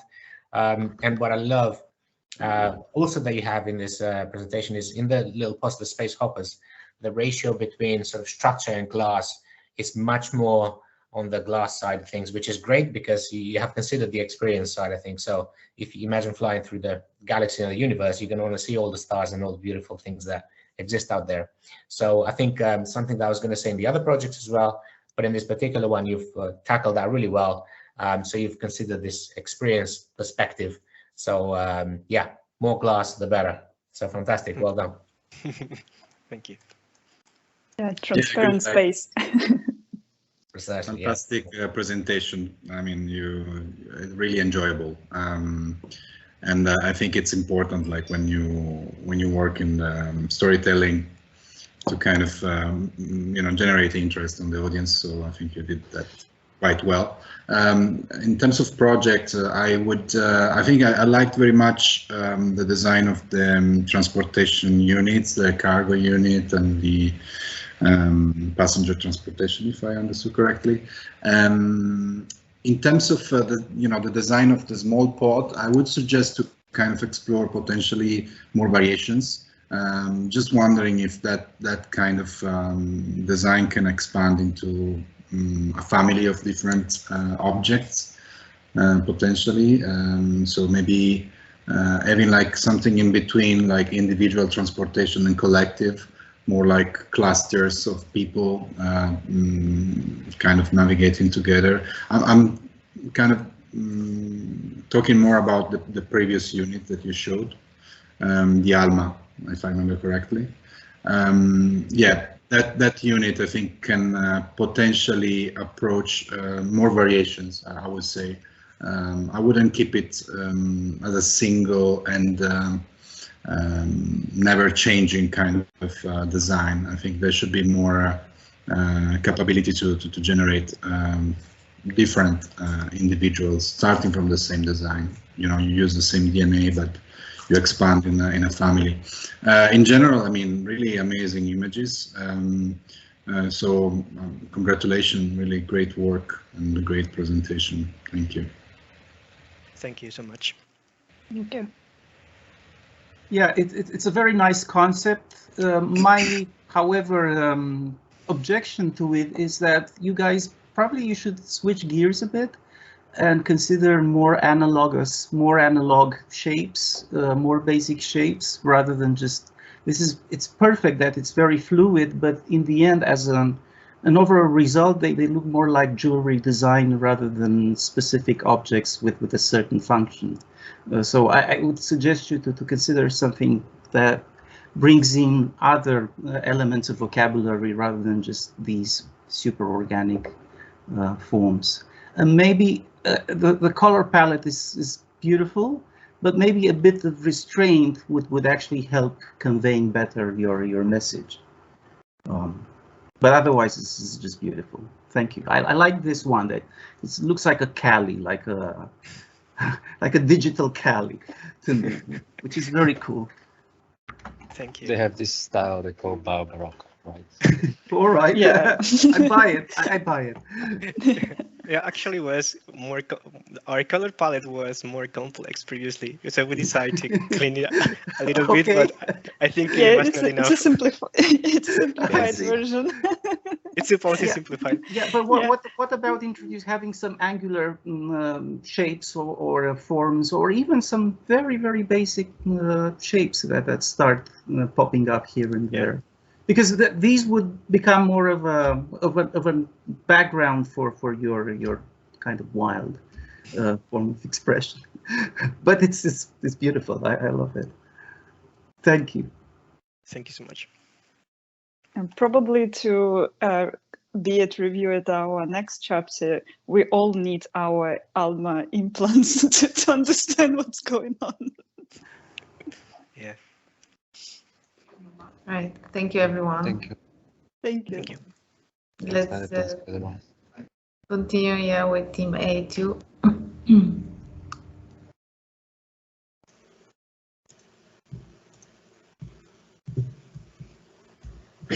Deterioration, extinctions of plant and animal species, planetary instability. In 2099, would we need another Earth?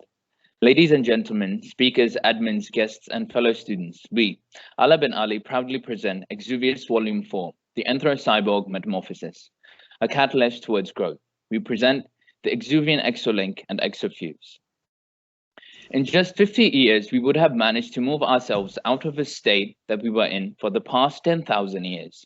We have now moved from the Holocene to the Anthropocene, where humans are the primary drivers of change.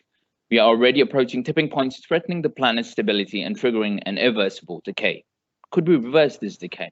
Is it possible to induce decay as a catalyst for growth? We investigate the systems of nature where insects and animals undergo molting to grow, to evolve, to adapt. We anticipate and we program the advancements of technology and the harmony of man and machine, and design a resilient system of symbiosis. We introduce a fungal growth system with varying fungal species that either decompose, enrich, sustain, or defend our ecosystem. With the ability of the fungi to metabolize harmful substances and generate fertile soil, we catalyze a single spore to convert a desolate land into an oasis of life. From that oasis, we expand. We follow the journey of the Exuvian man initially deployed in the bushfire-stricken cliffs of Australia's central region. He serves as a scout and scientist equipped with a suit sporting molting ability, which promote adaptability and autonomy to sustain himself. Together with the Exuvian scrambler pod containing all his necessities and building materials, he sets off to find uninhabitable areas suitable for rehabilitation.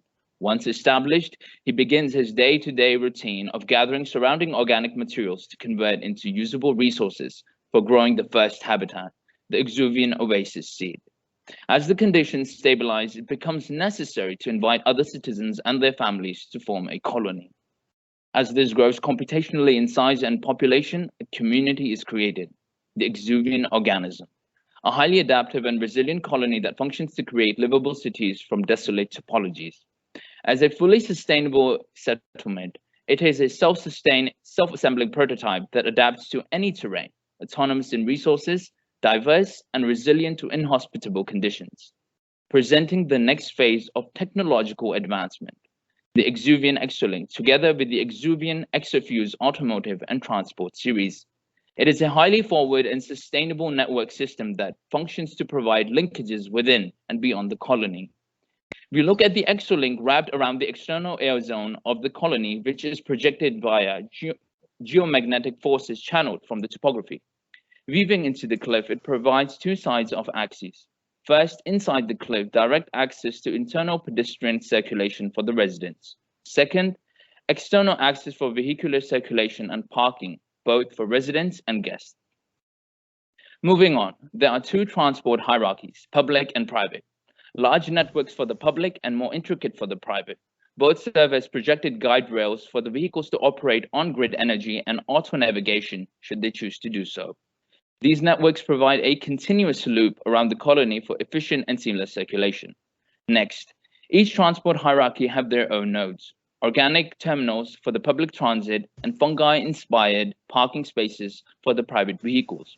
The terminal directly mounted onto and distributed to the 13 public spaces of the colony, provide major access points to different altitudes. This will be the hub for our rail bus, the Megariza. Next, the parking formation grown directly beneath the 13 public spaces provide access to citizens traveling with their personal hyperdrones, the Apocrypha. This doubles as a replenishment hub made be for the Exuvian man's molting suit or the Apocrypha's biological energy. Unveiling 3 lines to the Exofuse's Genesis edition, we have the Megariza, the Arachnida, and the Apocrypha. All a harmony of procedural generation and handcrafted details. First off, the Megariza. The colony's public rail bus, which are equipped to transport a maximum of 45 citizens. Inside it are seats, which double as suit rejuvenation hubs for the duration of the ride. Named after a large elongated wasp species, it takes its design inspiration from this. Having multiple sections along the side allows bending as it navigates around the curved guardrails. Secondly, the Arachnida. The colony's multi-purpose off-grid vehicle, may it be an ambulance, a police vehicle, a disaster recovery vessel, or the next colony's expedition unit. The Arachnida covers highly challenging terrestrial excursions. It is the evolution of the first-generation Exuvian scrambler pod of the late 2090s, built tougher and smarter. It is inspired by the Arachnida class, in which the Scorpion belongs to. It also operates in the same bioenergy as the Exuvian suit, creating a highly autonomous model. Lastly, the Apocrypha, your personal hyperdrone, able to operate on and off-grid. Named after the Apocrypha suborder, the vehicle is inspired by ant, wasp, and bee forms. As a vessel of the colony, it may synchronize with mass operations alongside other hyperdrones using a bee-flocking navigation system. It sports wing-like tendrils which function both as steering mechanism and a connector mechanism, wrapping around the hubs or supporting the vehicle at landing. To wrap up, we have created a handcrafted and procedurally designed transport model that was built from Earth's biological and geosystem. It is a branch of an ecosystem that has a positive approach to rehabilitate the environment. Altogether, the design systems work in sync to achieve a singular macro goal: growth from decay. As we close, we would like to leave you with this. Thank you. Oh, we're not yet done.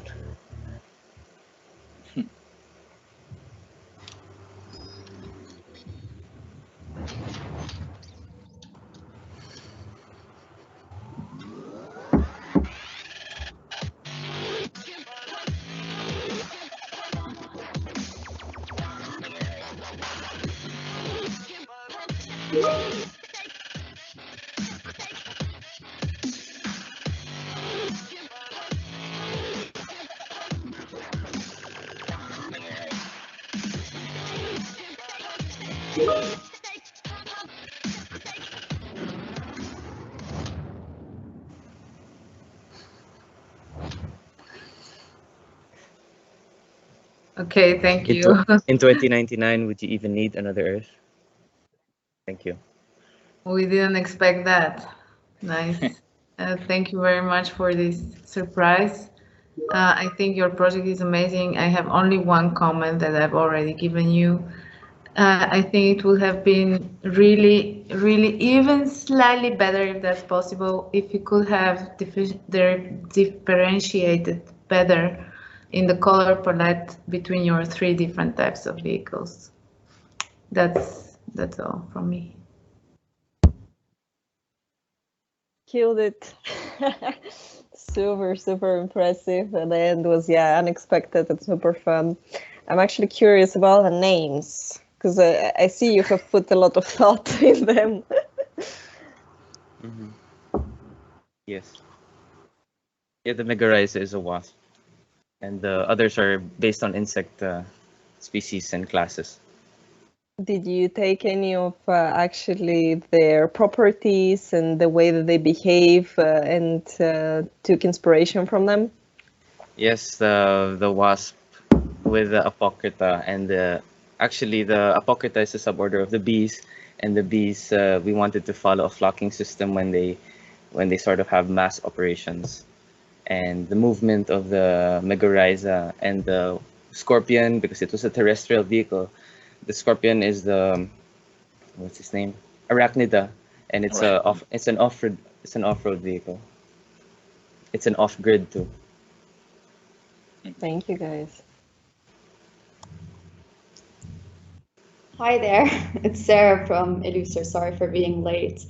Wow, I'm trying to absorb all of this. It looks really cool, guys, and I think, you know, the level of complexity, it's very you know, visible in all the projects, and it looks like you're able to control the complexity, you're able to control the, you know, the different iterations as well, and I can see the proceduralism across all the, you know, all the iterations. So very interesting. I just want to, like, for me, one comment would be just to make it a little bit more toned down so that you could potentially use that somehow in different, you know, different spaces, different environments and so on. But I think I love the storyline. I think it looks good, and I like the fact that it's that you're inspired by nature, that there's some you know, that you're relating to some species as well. I think it's super close to what you know, what we're trying to do as well in Illuser. So really cool work. Thank you. Yeah, amazing work, really, guys. Congratulations. It's really impressive. Like, the level of development is really kind of professional type of development. Maybe, I mean, it's very difficult to comment because, I mean, there are very few aspects that I think you didn't treat like with the same attention of for instance, the vehicle development. I would say like kind of urban clusters, so, you know, looking at this kind of fungi system. Potentially you can work a bit more on that, trying to maybe think about system, a network of settlements that somehow are more connected, and they install like different types of relationships as well. Because at the moment they look very individual, these pockets, these living pockets, they are quite separated and isolated. So I'm just wondering if there is way, if you can develop them in a way that you can actually connect more at the ground level without having to always like move around with your vehicles. But in general, really, I'm impressed by the work. So congratulations, guys. Well done. Thank you. Thank you. I think we have transportation designers in the making here. I think you need to get ready for another degree. Really good stuff. I love the kind of the consistent design theme between all the vehicles. It's very sort of cohesive. I love that. I'd be keen for you to add, as Colin Chapman said, add lightness to the vehicles potentially a little bit more. They do look like they are potentially sort of slightly overly kind of bulky. But again, you know, obviously the results are kind of procedural and actually shows that you can control that really well, but now take it to the next level and kind of add a bit more lightness, a bit more finesse, let's say, to the volumes, to the shapes.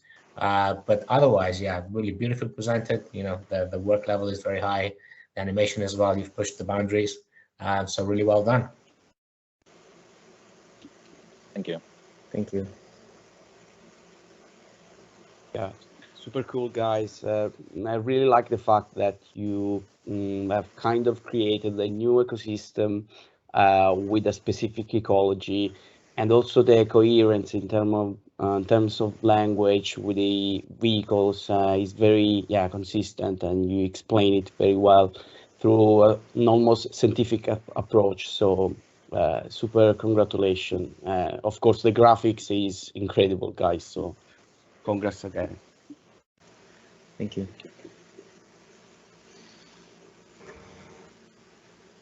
Oh, guys, yeah, great stuff. Maybe I would like to see a little bit more connection between the different infrastructure, so the private and the public network. But yeah, well, that's a small stuff. Yes, thank you, everyone. Thank you, guys, for the very entertaining presentation. And let's take a 10-minute break now and come back after for more surprises. Thank you, everyone. Thank you. Thank you.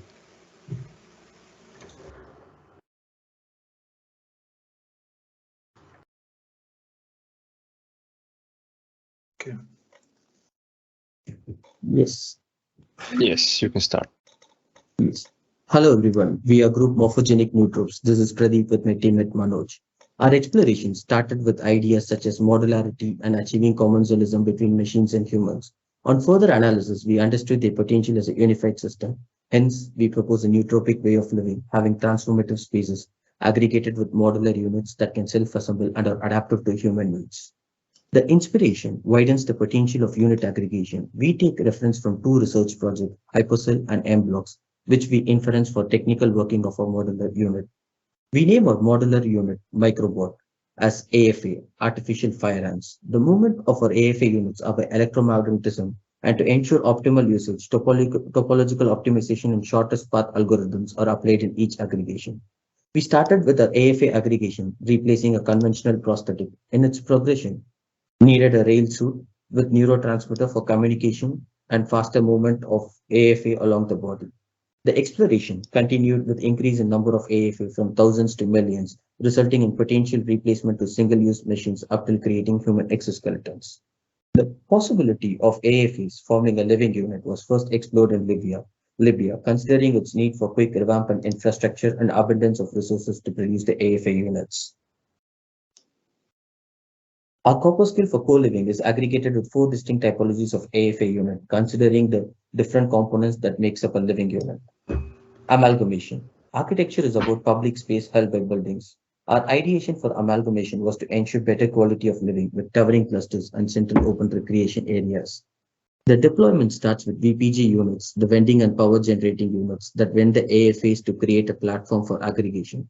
The circular courtyards are created by sideways connection of the starter units, which acts as the formwork for further aggregation of corpuscle and supplementary units, aggregating into tapering towers, ensuring stability along its height and opportunities for open spaces along the horizontal axis.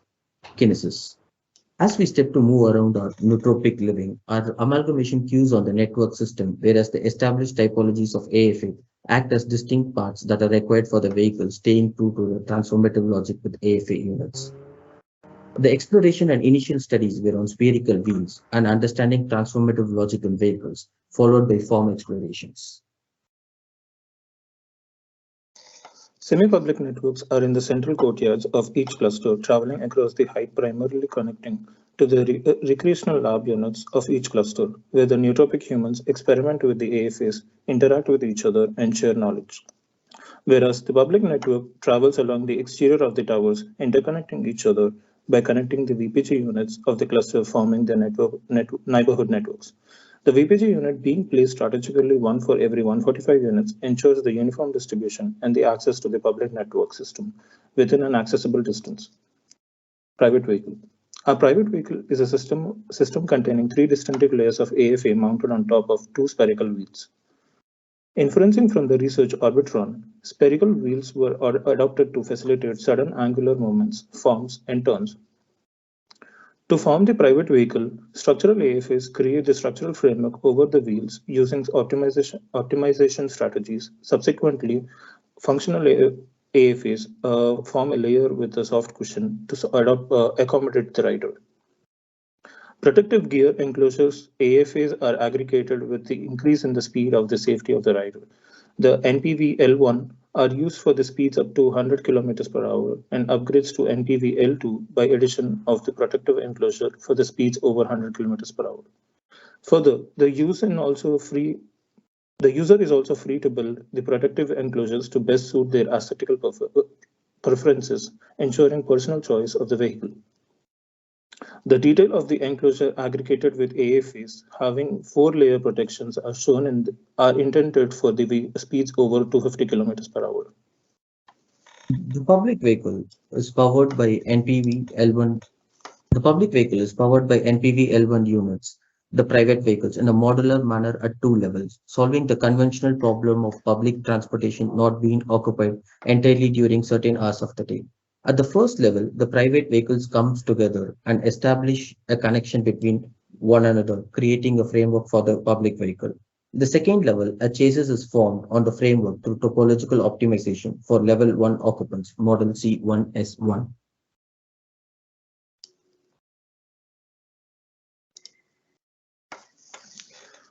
The level 1 occupants being apprentice, the C1S1 vehicle builds a topologically optimized chassis by its default algorithm, reducing the user's involvement. The level 2 and level 3 occupants who have access to the private vehicle and adequate skills in controlling the AFAs have the flexibility in aggregating complex and aerodynamic chassis, pulling together their skills of handling the AFAs. The interrelationship and the modularity of the public units and the private units ensure optimum use of the energy and available resources. The docking wheels. Parking units. Spherical wheels mounted on the walls. Building of the vehicle. The level 2 and level 3 nootropic humans prototyping a vehicle. Vehicle quality check. The built vehicles are tested for the quality given the vast possibilities of the vehicles that can be built. View of the parking. Illuminated portals represent the vehicle's readiness to depart. Stops. The stops of the AFA's portals strategically placed abutting the AFA vending and power generation units, VPG units, such that the energy required for the public units C1S1 is recharged at every stop. The VPG system, also being the vending machine of the AFAs, helps add units and enclosure to the C1S1 to suit the density and climatic conditions. Public vehicle. The view of the public vehicle departing the parking stop. Illuminated wheels represent the vehicle occupancy, and the pedestrian-friendly nootropic humans walking home after parking the vehicle units that are dismantled to the walls and the wheels talking to their positions. So we trust you have enjoyed the guided tour. It's now for your time to enjoy the nootropic neighborhood. Thank you. Thank you, guys. Glad that we're in the final chapter, that you managed to add more different types of AFAs. Finally. Although I still have doubts about your public vehicle, that's thing for next chapter and next semester. Yeah, I agree with Tung. Like, I'm happy to see that you are adding different scales and starting to differentiate how you're using the units. I think that in your case, you can have more transformability and pushing the design, and also showing how you're actually showing actually how you're using different maps in order to show how the design itself is being explored, rather than just showing the final outcome, right? Like how do these vehicles can transform from one to another. I know that you show one of the images that they become like the two, or become the 1 + 1 become 2, but I think that you have far more opportunities for development in your case, right? And just pushing the boundaries of what's possible, and also showing this transformability. So, and even on the bigger scale, right? And again, like what Tung was suggesting, that the design is somehow disconnected between the two, and the amalgamation then on vehicles and how you think about them, how they come together, what kind of procedures you're using in order to create them. I think that that's where you can think of different aspects. Also, anything that has to do with the data that can inform the vehicle, right? Like, is this aerodynamics, or how you're actually structuring the AFAs and how they come together. I think that's another very interesting aspect. On the visualization part, I would say you're going too dark. It's very difficult to read the designs. You have put a lot of work into all these views, but it's difficult to see even when you're zooming in. So in the first chapter, you can see very clearly, with the light you have the design, but here it's very difficult to read, or, to feel that that's actually an inviting space, right? It's quite dystopic in the way that you're showing a lot of the presentation. So you should definitely consider spending some more time on finding the way to present your visuals. Thank you, guys. Thank you. Hi, I would like to say something as well. Well, I do agree with the other juries. I do feel that there's no uniform in the design. I see it as separate entities and pieces. In terms of aggregation, I don't see that clearly, because with aggregation and modularity, there's different pieces that comes together. I just see one sort of format here.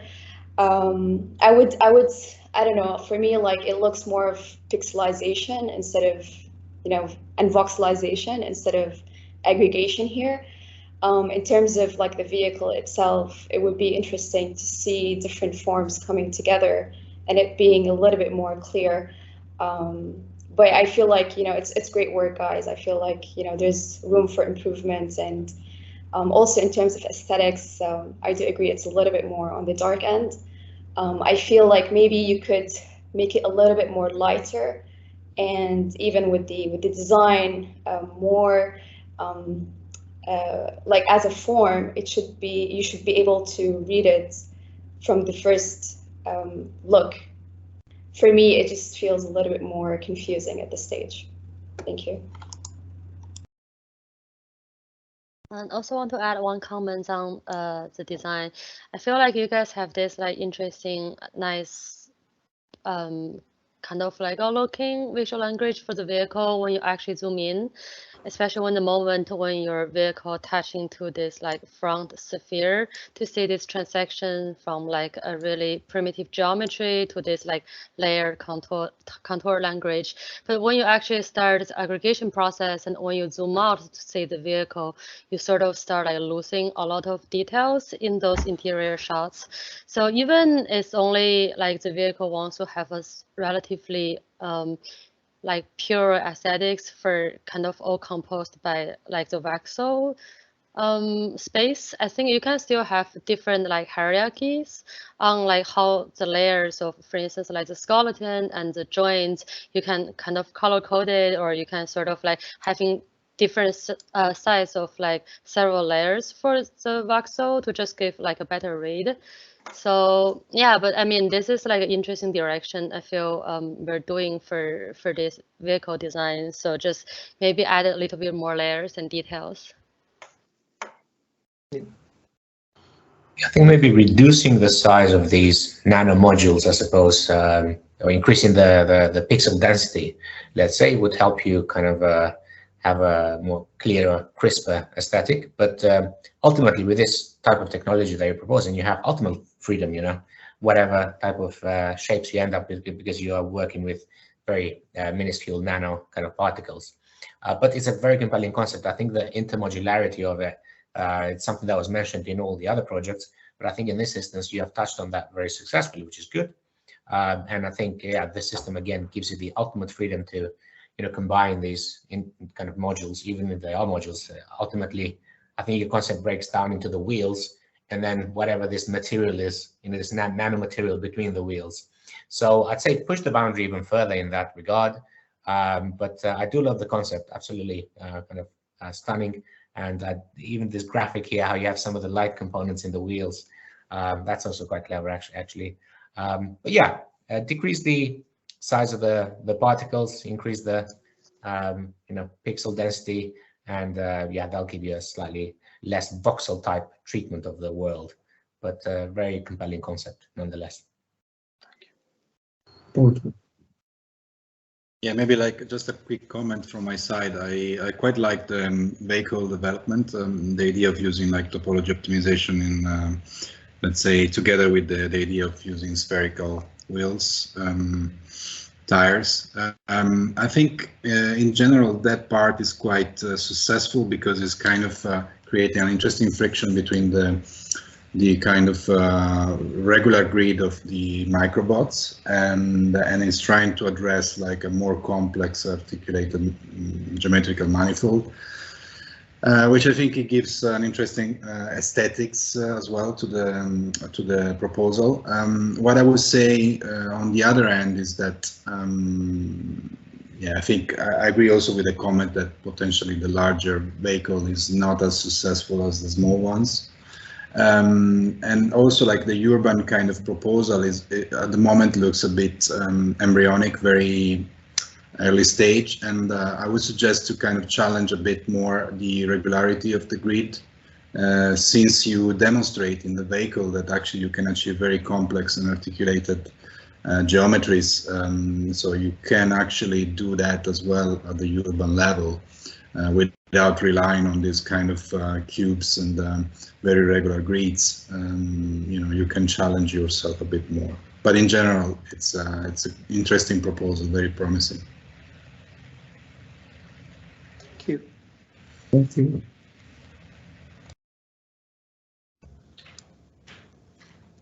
Thank you, everyone. Thanks, everyone. Yes, thanks for the comments. Yeah, I have something to work for.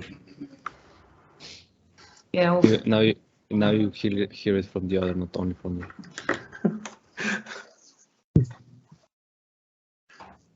Okay, let's thanks. continue with team A8.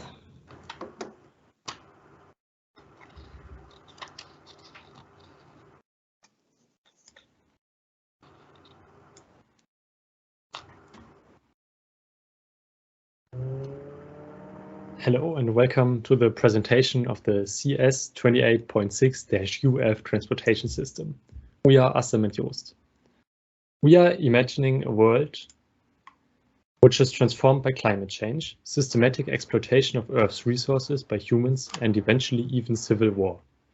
A new ice age happened and only few people can survive under these harsh conditions. We have designed various elements for one group of people which lives in the remains of Moscow.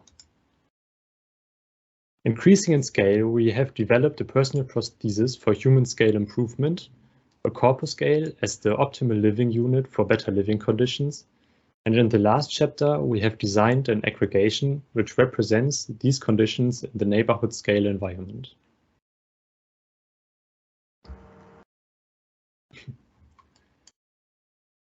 In the structure, up to 5,000 people can live. However, since the circulation inside is not flexible enough to accommodate an efficient flow, we now designed a transportation system which enables an efficient movement from one point to another.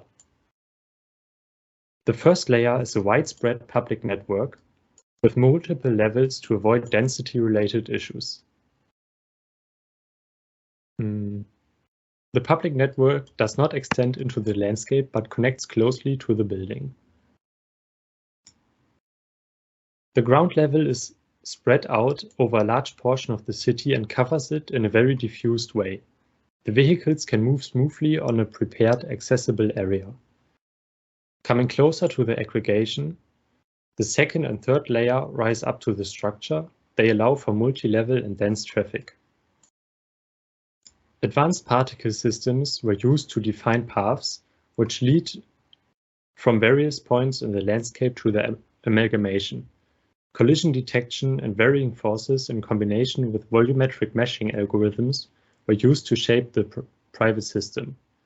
Advanced procedural shaders are used to add depth and lighting elements. Okay, that one doesn't work.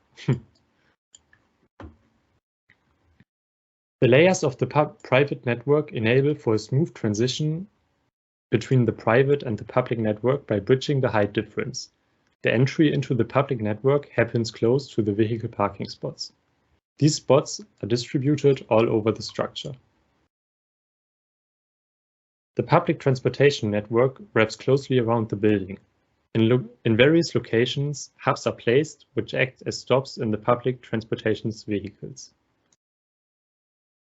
The volumetric rendering of the network system is used by the vehicle sensors to guide it to a corresponding destination, while various densities in more frequently used areas guarantee a smooth ride, like here. The shape was generated by a combination of shortest path algorithms and advanced particle flows. Finally, as with the private network, volumetric meshing and procedural shaders were used to present the network. Okay, so the stops represent the connection between the exterior transport system and the internal circulation of the aggregation. Adding the existing unit, the transportation hub, stick out of the shape into the transportation routes to allow for quick connection. The vehicle can dock into the design and people can enter the amalgamation. The design was achieved through careful information based on sub-D modeling. The vehicle design represents the principle of generative design by using Voronoi pattern and synthetic fog simulations were used to generate the shape. The generative approach allowed for quick iteration, and finally we decided to generate the following vehicles for public and private use. The first design serves as a vehicle for one person in the detachable front, while the back part accommodates 4 persons, and the second version allows for 3 people in the private front part of the vehicle and 5 additional passengers in the back for the public version. And the last vehicle seats 1 person in the front and 10 additional passengers in the back. The slick shapes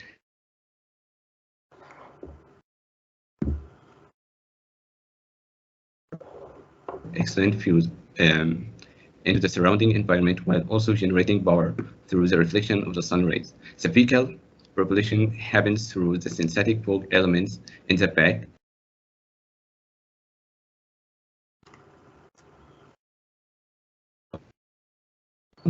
Thanks.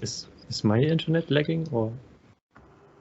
I think his is lagging as well. Can you repeat that, Assem?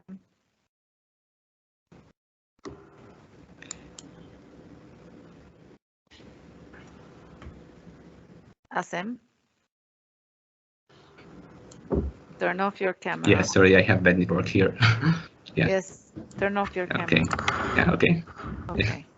Yeah. Yes. Okay, so can I repeat the last part? Yes, now we can hear you. Yeah. Okay, so the stick shapes and large procedurally generated class elements allow for excellent view into the surrounding environment while also generating power through the reflection of the sun rays. The vehicle propulsion happens through the synthetic bulk elements in the back of the vehicle with the power generated in the window parts. Okay, so I think maybe the whole idea that using Voronoi pattern would be and full generation with the vehicle. Since if you change this pattern, you can generate an ultimate types of the vehicle. That's the main idea. Yeah, thank you. Thank you very much. Great project. Can you zoom in into the lower right part of the board? I think we didn't see this. Right. To the right. The other right, yeah. Yes, yeah. That's true. Here we just define where is the entrance of the vehicle. That we have two entrances, one when our vehicle detached. So we need one entrance for the private one, and for the public also one entrance. Yeah. I'm happy to see that you guys are bringing some of the beauty that you had in chapter 1 in prosthesis into the vehicle here. What I think that needs development is the amalgamation. It's something that you already know that you need to go back and differentiate more of the public and the private spaces and rethink how this looks like something that actually has some structure and logic behind it rather than just a pile, right? Like we've talked about that, but I think that because it's still not fully resolved, you're struggling a little bit with the system itself. It just looks like a spider web. And I wouldn't say that it's very successful in the way that you're moving through the system and the way that you're displaying it. But other than that, I think that the vehicle itself, the work on the vehicle is quite interesting and beautiful. And I think that there are opportunities to show how it actually works inside, or, you know, like with the human body, the occupancy, right? But actually seeing the body and how it's actually emerged into this vehicle.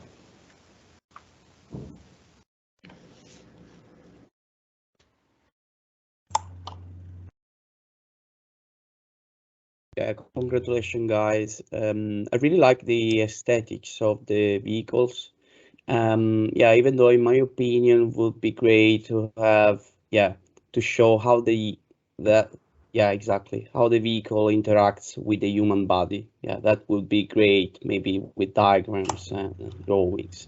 And yeah, I know that it is something that you probably did, but is not that visible. Yes, I agree.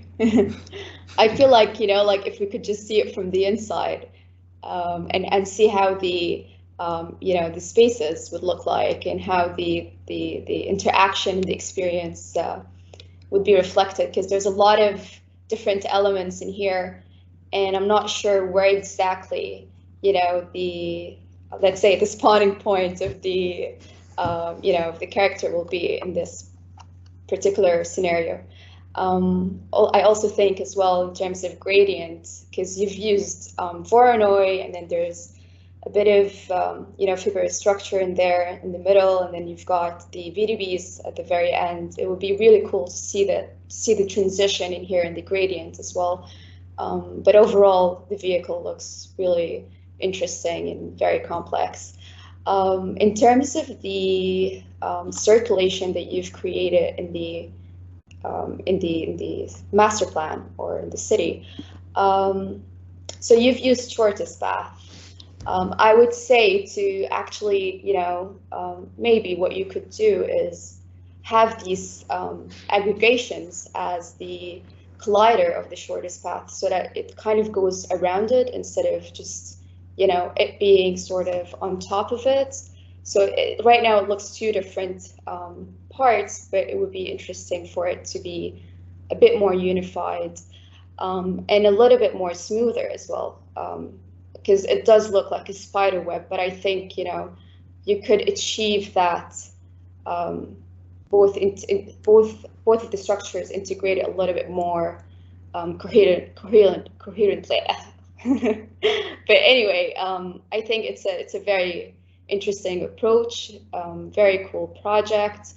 I feel like there's a lot that you could do with it, and also in terms of like how the vehicle lands onto these capsules. I think I would like to see that a little bit more in the, right now it looks like an image on top of an image, but I would see it, I want to like zoom into it and see how these two fits together. Yeah, but again, great work, guys. Thank you.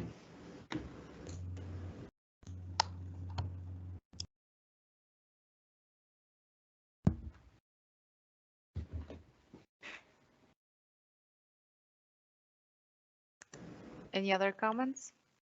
Yeah, maybe a quick comment from my side. I agree with Sarah on the issue that we see on these images about the shortest path and the way like you kind of domesticate geometry in relation to some kind of constraints, obstacles, and potentially like being more reactive to some mapping that you can create on the site, and this mapping can affect directly the way you deal with this network of lines.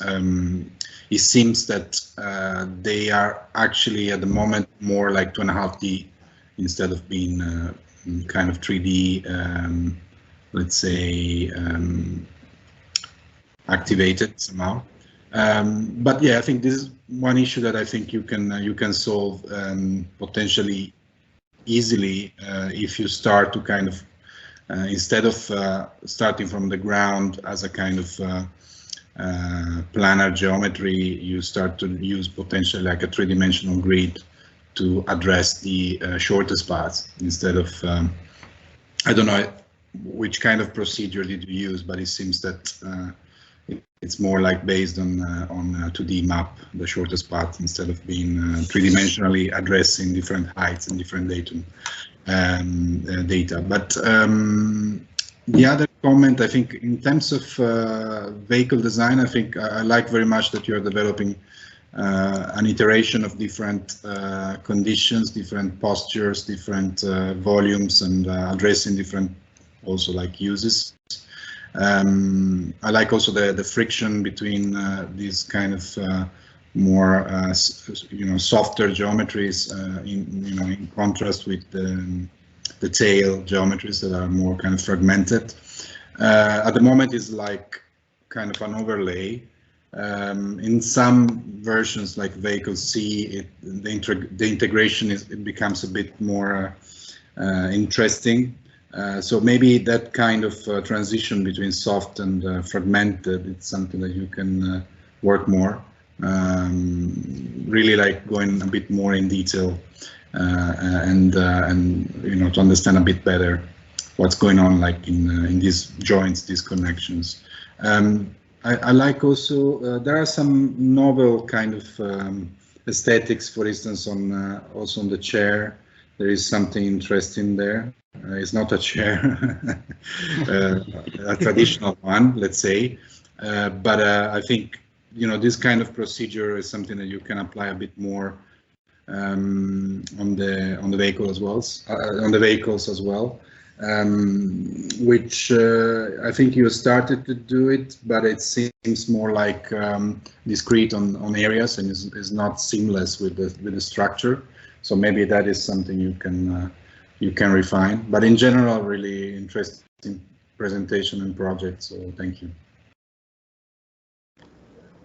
Thank you. Thank you.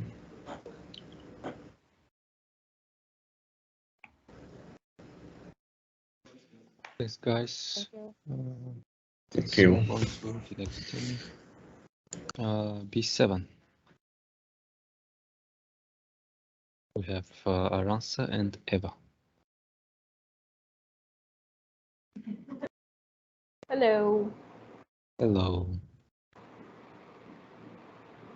Hi, guys. Hello. Hello. Eva, are you there?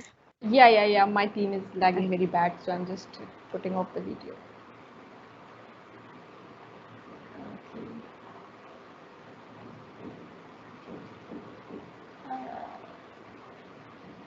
Can you see my screen?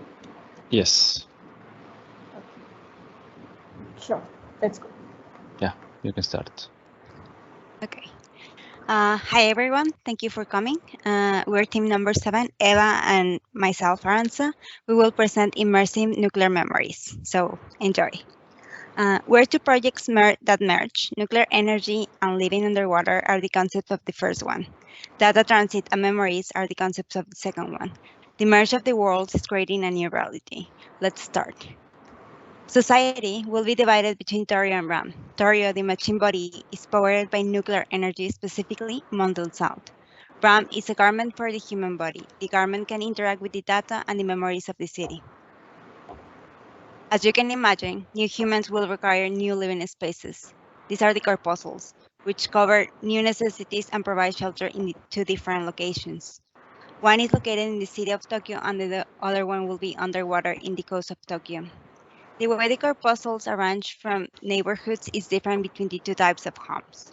Amalgamation above the city of Tokyo will go around the DNA towers. Amalgamation underwater grows from the bottom to top, from the water to the land. The column provides vertical transportation of resources and people, forming neighborhoods following the model and hierarchy. The city on land and the city underwater are the cities that we will design our networks and vehicles. Now Eva will walk us through the process of the network. The project is laid on the site of the city Tokyo. The urban complexity of the site incorporates the hyperconnectivity and urban densification. In this chapter, we continue with the previous design language. The key concept we use is hybrid nature and the kit of parts.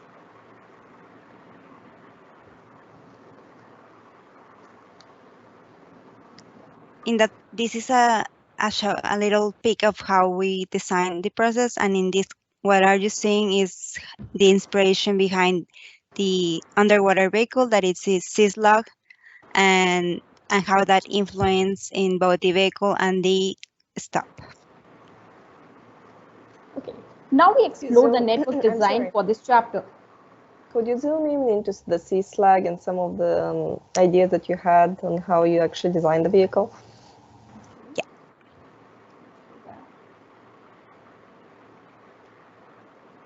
Sure. So this is a process of our vehicle design, following the process of the kit of parts and the hybrid nature of transits, because like we go underwater as well as on the air and city and the land. And this is the concept of the underwater vehicles, where we follow the syslog concept. And these are some sketches and early design derivatives. What we do here, we grab 2 of the qualities of this syslog, that is the color and the way it swims. So we emanate and we grab those information to try to replicate that in our transportation, and we went through different iterations that was actually really exciting to explore. Okay, so further we move to the networks. The project is laid, now we explore the network design for this chapter. It's important to point that we have 2 objectives to develop a network on the city and other on the underwater. The overall design of the network of the city with public and private follows the process of the data collection. The design is created with a set of algorithmic densities based on the existing site data, such as building, roads, and urban grid. The clusters are aggregated across the city, where the data collection tower acts as the anchor point for the aggregation. The algorithmic data are set of vector normals of attributes to each point using the position of the existing clusters as well as manually fed direction. This data becomes the hybrid with the existing city layout. The process of desimulation for the data and the circulation follows like this. So this is a detailed diagram of a circulation for one cluster. These are the steps like how we derive these networks. Okay. So the stops for both public and private networks are placed keeping in mind the generated network system. After placing the public stops strategically, we generate a system of trail network for the public vehicles which is in the air. This is the layout of the trail system of the network in air. This shows the networks. Following few renders of these network system on land, on the city level, connecting with the stops, and for the underwater.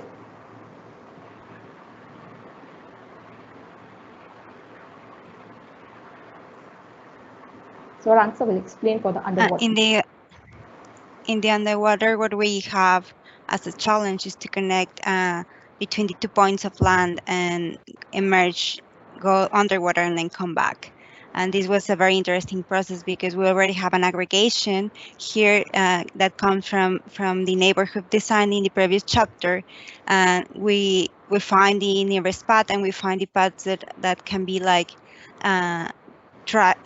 located in the aggregation as main paths, because these are going to be the networks, the street for public vehicle underwater. Coming to the stops. Okay. Stops have the characteristics of docking as well as charging spots via nuclear energy of nuclear 90. For the public stops, we have a private network range to map the air traffic as well. Along with the stops, we have a very interesting mega parking concept where we bring the underwater and the city. Zoom in, please. We can't really see anything from the designs. Okay. Really, even more. Thank you. Yeah. Well, that's general comment to your presentation. We couldn't see anything from before either. It's just, you know, they're super, super small, the details and all the designs you're showing. Okay. With stop, we have a mega parking concept where we bring the underwater and the city transits at the waterfront. We lay the circulation of the site, and then the DNA towers are placed that provide the energy of the entire parking system. Vertical gates for the spaceships are laid out for the public and cargo both. Water dock towers are for vehicles that are parked underwater. Along with the vehicle parking towers, we have placed air and water purifier towers recharged by the element 90. Additionally, the network system between these parking towers is laid in layers and with depths of the thickness, increasing the complexity of the system. The network between these towers are laid into these complexity of the layers. The different towers laid in this parking system are as follows. The DNA towers, which acts as a collecting data transits and also works on the element 90 concept. While we have these vertical towers for the collection of the spaceships and the air transits. And these underwater towers that act with the tunnel system of collecting the underwater vehicles. This is the final view of the mega parking that is placed on the water front. So now we'll go to the underwater stop. For the underwater stop, the station is designed to allow the submarine SG-505 to make a stop, allowing the users to get down and to arrive to the different neighborhoods underwater in the amalgamation. The station flows above the energy and the memory network. The stop will turn into a mobility center where the user can take different other types of individual transportation underwater and then can direct itself into the different neighborhoods. Coming to the vehicles, we have this hover bike as a private vehicle for a system. Vehicles also follow the hybrid nature of the transit, such as this hover bike has the capability of flying across the city as well as surf and water, connecting two worlds together. Inspired by the kit of parts, the hover bike has its own detailed kits. Looking at the details of these kits. And the final visual of the hover bike. Few last words. Okay, yeah, we're almost done. We're like this. Public vehicle also acts as a cargo transport. They can have different strategic points placed all over the city to halt. So these are the details. The spaceship is also capable to dive underwater, having the submarine characteristics as well. Some few interiors for the spaceship and a few drawings at the final view. Coming to the final vehicle of a system that is underwater. And just to make it super short, this is Submarine SG-505. This vehicle can hold 20 people. It's based on the syslog and the form that it swims, and it's powered by the nuclear energy, and we'll collect all the data through the different channels that we have around it. This is the GIF is important, so you can see like how the color change. And if you go to the interiors, you get a big experience about like taking a ride in this vehicle. It's quite an experience because you get a chance to view like the underwater life. And with that, we might want to close with this big view, like zoom out. So this is our final view for the network system laid down in the city as well as the underwater. Thank you, and we are open for the comments. Thank you very much. Thanks, girls. What a ride. This team was formed basically like for this chapter, and they had like twice the work of some teams.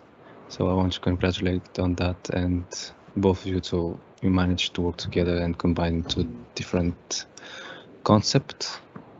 And yeah, we still need to work a little bit on the presentation side, but yeah, overall great job.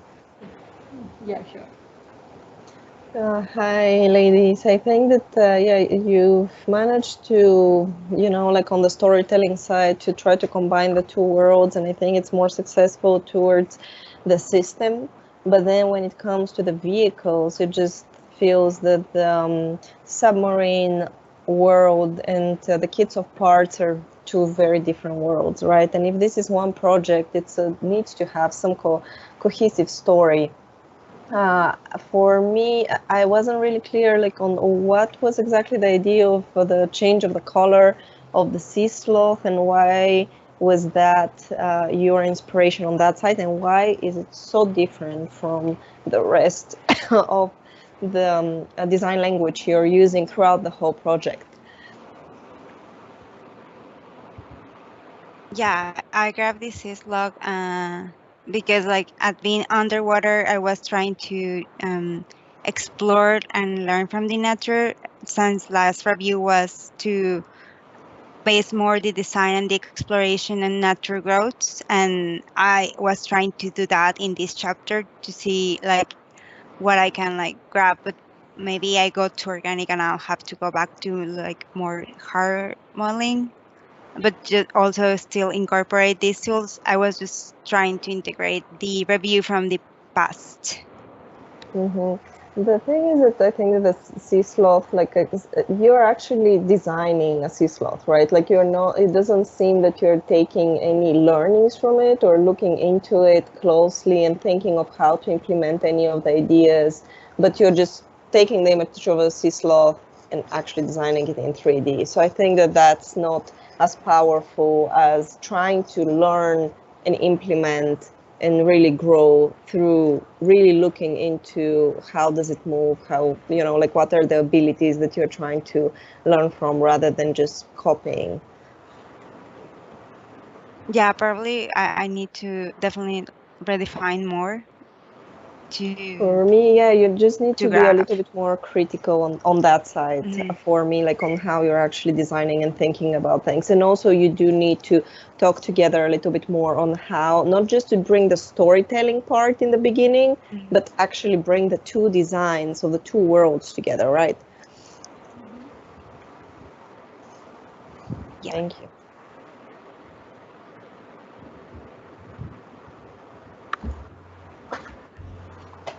I do feel that the parts are has a level of finesse, but as an overall, again, I just feel like it's very fragmented. I would bring it together through, first of all, you've got all these trails, and then you've got these systems that connect on different levels as well. So underwater, above water. I think, you know, the important part here is to see it as a whole, not as fragments. But overall, I think, you know, you guys really pushed it in this project. I would even work a little bit more on the color coordination, color palettes, and so on. I just feel like it's too busy, so it makes me, it's very hard for readability. So, but yeah, really great work and congratulations. Thank you. Thank you. I'd say that it's wonderful that you took into consideration the underwater circulation system and you combined it within a given urban system, which is Tokyo, which is, again, it's a bigger challenge when you tackle a real urban environment rather than something that's constructed to suit your narrative. So in this respect, I commend it, but it's more difficult to tackle it. And considering what Sarah and Pavlina said, you definitely need to work on the overall consistency. Maybe you overlay some of the networks, the above surface, the surface, and the underground surface systems together. But also, you definitely need to clean up the amount of diagrams that you have, and maybe reduce the amount of information, and thus they might come out clearer. Some of the vehicles that you did are quite interesting, and I would note the multi-person vehicle, whereas the hovercraft, the one-person hovercraft, I think that needs more refinement. It's like a Hayabusa bike, but it looks a bit clunky. Maybe I could work at refining that one. And then if you're pursuing this kind of vocabulary that kind of derives from maybe military, more like military design, maybe you do the same thing with the submarine. And maybe the submarine, by sticking to your original concept of you can bring it to this kind of expression as well, rather than having two disparate vocabularies. But otherwise, I think it's commendable of thinking at a multi-layer and multi-level system. Thank you. Yeah, picking up on Gabriel's comment, I think, yeah, I agree. I mean, your project could benefit from, like, let's say, maybe influencing actually in two directions. You know, using the organicity of the nudie branch, which is a beautiful kind of creature, and of course, actually, it offers such a large range of possibilities, and there are so many different variations on the nudie branch kind of species, which actually you can potentially use also and hybridize. Like you don't need to be so literal. At the same time, like the other kind of designs on the motorcycle, like the hovering motorcycle, like you can potentially make it a bit more organic and try to, you know, be less mechanical here and a bit more organic. And on the other side, on the underwater kind of vehicles and objects in general, you can try to really be a bit more, addressing like functions in a more detailed and articulated way. Because I quite like the way you kind of approach the kit of parts, and in general the project is really commendable. Like you have so many ideas, so many trajectories in the design process. And in a way, it's an advantage, because it means that you have a very good sensibility in terms of as designer. But at the same time, like it's as Pavlina was mentioning, it's very difficult to kind of find cohesion and have a kind of very clear narrative. So you might be, you can try to be a bit more strategic in the way you articulate the different phases and different aspects of the project. But in general, really well done. Congratulations, because some images are really compelling. Thank you. Sure, we'll work on the narrative. Yeah, I also want to add one comment on this kind of overall idea first, besides the vehicle. So now we see those two words kind of merging from above ground and also underwater, but we don't really actually say how the transaction coming like from underneath. Like for instance, underwater could be an infrastructure, and you would have building actually having roots to get deeper inside of the ocean. So maybe think of this as an interface of how to merge two different versions of design, as well as your vehicle for a smaller scale. Because we see this, this is kind of similar to a lot of people's comments. You have this more like mechanical looking, like really sleek, cool individual bike, and then you have this kind of like almost like a public vehicle for transportation. So maybe think of like circulation, how to organize these two systems. For instance, like the individual vehicle could transform, becoming like part of the larger like transportation system. So yeah, like this kind of connection and also like consistency will be better for like your next chapter and also like the further on project. Yeah, we just need to merge these two words. Yeah, last comment from me, I think it's like towards Eva. Eva, you're very, like a powerful designer. You get things done very fast, very well. But the thing is that you overwhelm the board, right? So you need to think more about presentation. How is actually what you're creating visible and understandable, rather than just like creating more and more and more content, because then instead of actually making the project stronger, you're making it weaker. There are images on the kit bashing side that it's just impossible to see the kits of parts more on the red side, right? Because again, like you're thinking about a lot of quantity.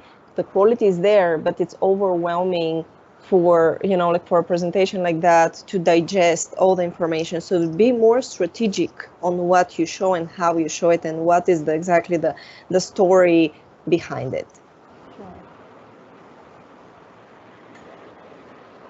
Okay, thank you everyone. Yeah. Thank you, guys. Okay, team A1.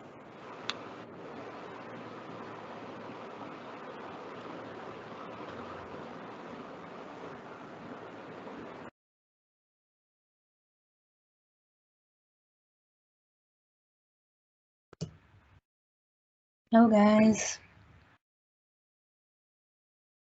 Hello, hello. Hello. Hi.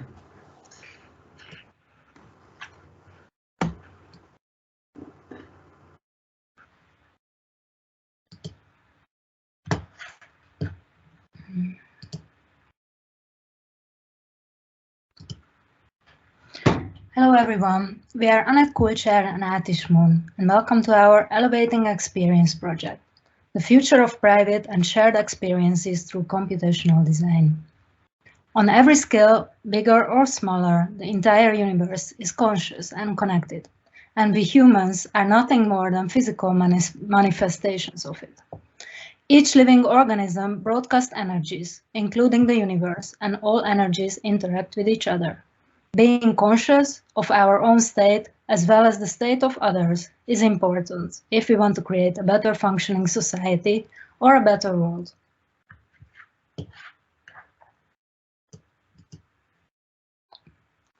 Our main concept is based on the vibrational scale of consciousness as defined by the American psychiatrist David Hawkins. The idea is that when we manage to rise above the neutrality level of consciousness, we are in a so-called expanding state. Hence, we are able to levitate. The higher the energetic frequency, the higher the elevation we are experiencing in our simulation. The aim is unconditional love, as it's the most powerful vibrational energy that can be emitted by humans. For this reason, our experience suit on the prosthesis level represents an on-body feedback device capable of sensing and collecting the consciousness of others, visualize our energetic frequency level, and output our current emotional state. The consciousness level of the prosthesis is sensed by the corpuscle unit. A frequency level feedback of the body is made visible through the walls of our habitat, which can also levitate once it exceeds the neutrality level. The process repeats as the corpuscle also outputs its consciousness level in the form of consciousness air. The same logic also applies to the amalgamation, where we aim for the visual representation of the overall consciousness level of a bigger community. Here you can see our final experience suit design.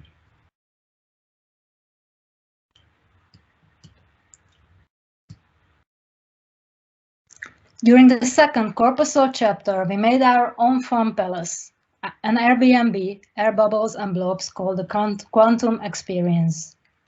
We imagine our cyborg's private living unit as a dynamic, multifunctional space. Our interactive walls are reflecting the consciousness level via patterns and colors. We have panoramic pods around the building to enjoy the scenic view. And we can't see them, you know that. They're too small. You've gotten this comment multiple times. Make sure you zoom in, please. Better? Yeah. Our interactive walls are reflecting the consciousness level via patterns and colors. We have panoramic pods to the building to enjoy the scenic view from them, and our additional furnitures can levitate as well to be able to move to a different space in case needed.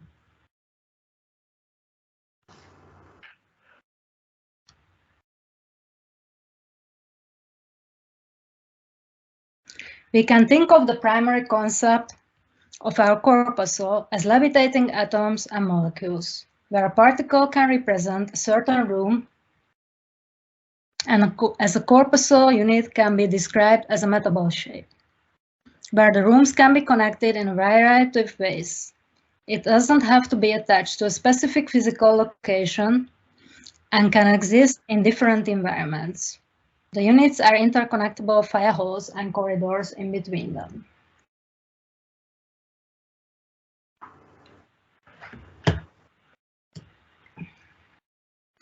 Our deployment system is built around the frames of a Chladni pattern sequence. As the corpuscle of our inhabitants with the same consciousness level are closely related, they merge around these attractor fields. Can you click on the image? Yeah.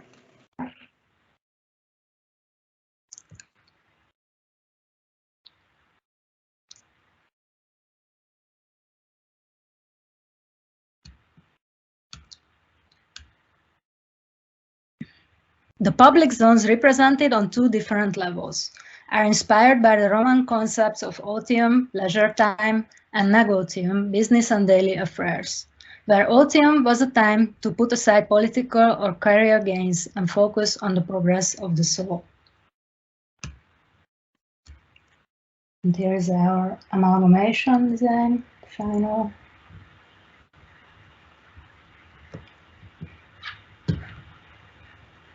Now Atish will guide you through the Kinesis chapter works. Cloud network system, upper private network. Ahmed, can you mute yourself, please? And move the board, like move to the other image. Upper private network is a guiding path, indicating the movement of vehicle around the private space and public zones. Lower private network is underwater guiding path for later islands. Egotium, the primary public transportation network, is like vacuum tubes or tunnel connecting the corpuscle community disk, that is private spaces, and public nodes via stops. The OTM is a water surface independent public network. Components of private vehicle. The panel on the interior are biometric scanner and thermal regulators. Entrance and the windows are made of flexible membrane, which has the ability to control its opacity based on the occupancy. The entrance pop open to facilitate the user to freely slide in. Interactive surface are the panels on the vehicle where the pattern responds to the consciousness of its user. The rail-like element around the expression layer functions as shield, radar, and light indicators. Main engine is the cluster of bubble situated on the side of the vehicle with the fuel tanks. This unit can carry 1 to 2 passengers. The holographic screen display helps in tracking location and time of this self-driving vehicle. Private vehicle has higher speed and ability to cover longer distances in shorter time span as compared to levitation ability. These carriers can attach themselves to the docking station and provide easy stacking and rentability options. Docking stations are like the revolving door, which makes the borrowing process easy and simple. It turns in both vertical as well as horizontal position. The ability to stand and lay down makes this vehicle easier for underwater access. Private units don't have a fixed network to fly, but some guided flight path indicated as the upper private network to follow and avoid collisions. Flyboard is another private transportation medium to cover shorter distance and for above water activities. With the interactive layer on top surface, which gets attached to the user's feet.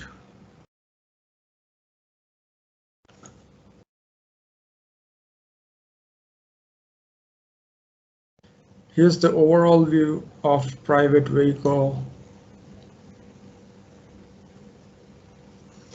Public vehicle. The central column.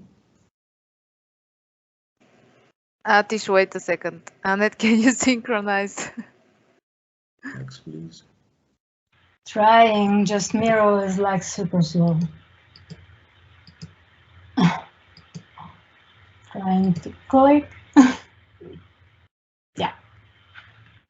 Okay. The central column inside is a thermal regulator. Expression layers are the panel on the door of this vehicle where the pattern responds to the overall consciousness of its user. This roller coaster-like system is interactive and responsive with respect to time interval between two couriers to the number of passengers waiting at the stop. These public transportation vehicles have fixed route and stop. Single unit has the ability to carry 10 to 20 passengers. The door at the platform are like membranes where it gets attached to the vehicle as it arrives on the station and allows smooth hop-in and hop-off activity.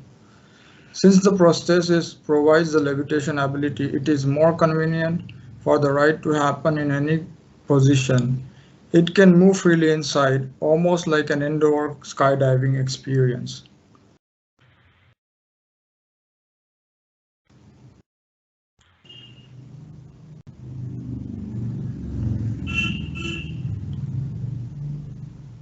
Once arrived at the OTM level, they can cruise around the leisure islands. Thank you. Thank you, guys. Thank you. I really appreciate the way that you're thinking about your vehicles in a very experiential way. It's very interesting to see the differentiation and just the thought process that it is behind them, and also the language that actually transcends throughout all of them, right? Like you can understand that it's very cohesive, the story, and also the design that you're using throughout the whole Kinesis chapter. I would just ask you next time when you're presenting, please don't take double the time. Like there is, you know, like a reason that you have this limited amount of time to show the work. But congrats on the work. It's very impressive. Thank you. It's really a very strong project, both concept and design-wise. And I would suggest that the presentation could benefit if you spend less time on the previous chapters, so you have more time for the current one. Hi, do you mind zooming into the spaceship design again? Trying, just so slow. Which one? Go out of presentation mode. Oh, maybe it's.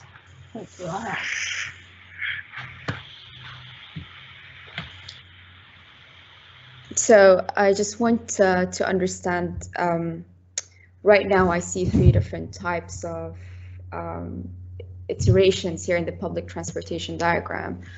So you've got in one of them, so the first one looks like an overall, the overall form has some sort of noise, curl noise, yes, the one on the left.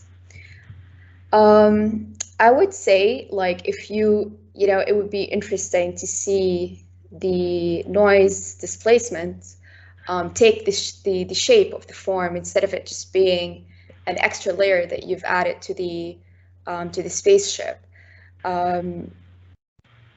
It would be really interesting to see some fluidity to it as well.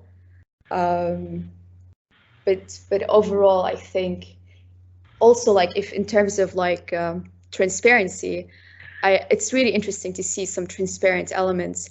But the curl noise addition to it just makes it a little bit heavier. So you could keep that, adding a bit of fluidity to it as well, but just making it a bit lighter by removing some of the heaviness from it as well. But congratulations anyway. It's a very cool, interesting concept. I think, you know, I really want to see it somewhere that's not an image. I want to experience it, and yeah, it would be really cool for us to, you know, to experience this in a virtual space, since we cannot do it in a physical space. Thank you. Thanks, Sarah.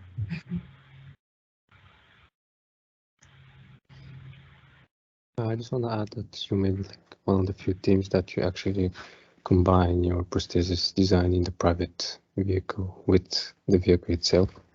So I would congratulate on that, and I think your work is pretty consistent, and it's super good to see it all the way from prosthesis to Kinesis. Thanks, Tim.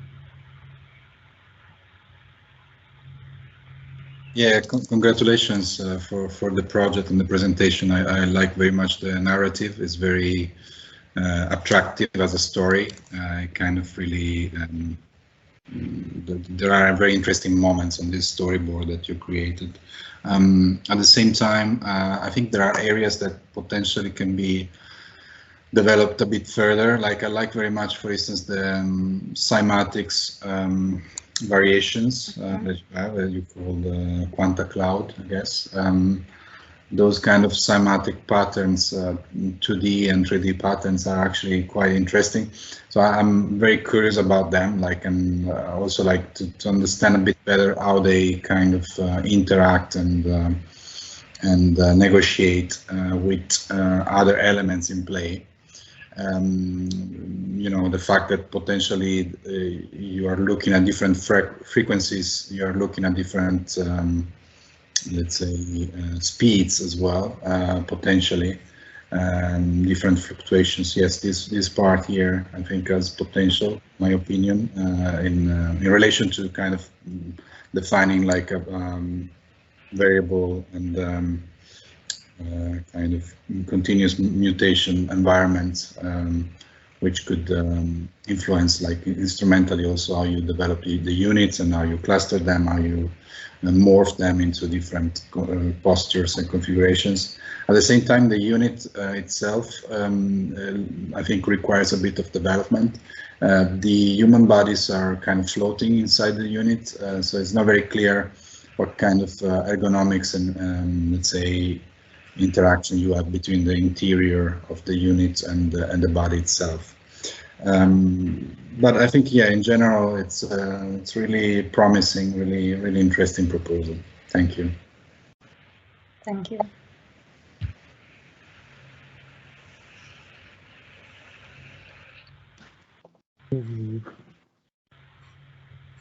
Thank you. Thank you, team. Thank you. Team 1. Okay, we move on to team B6. We have Elena and Brian. Hello. Hi. Hello. I'm Brian, and my partner is Elena, and we've entitled this chapter Meander.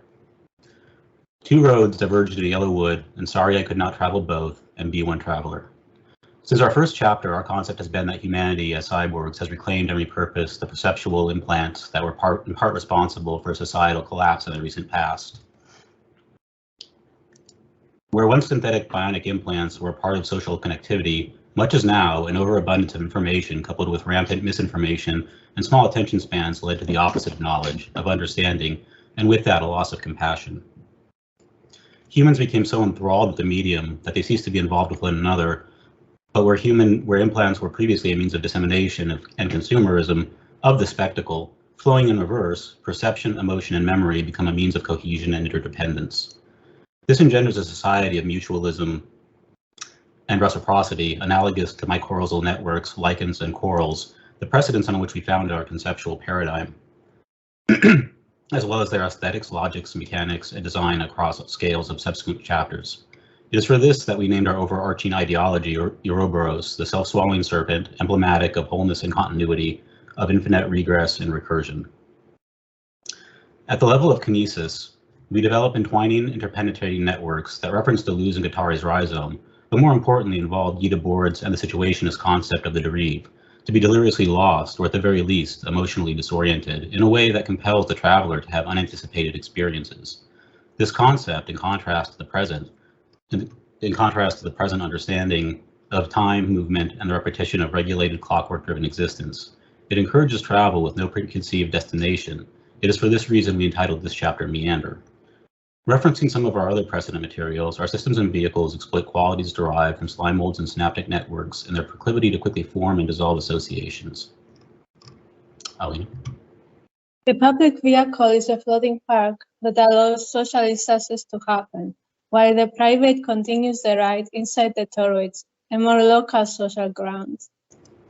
The private vehicle is swimming inside the liquid that comes from the processed material so as to process it further and provide a relaxing journey to the cyborgs. The system consists of 3 types of splines: the main body for direct movement, the playful fun cubes, and the orbital machinery. The vehicle is inspired by the fish and jellyfish movement. The structural elements are the only static ones, as they hold the machine together. On the side, the pattern and color changes according to the passenger emotional state, and the base explodes in an organic form in order to enhance stability. The vehicle movement is controlled mostly by its tail. The turret sends the liquid pressure, temperature, and other information needed. The glowing splines control the flagella movement while sending signals to the passing vehicles using bioluminescence.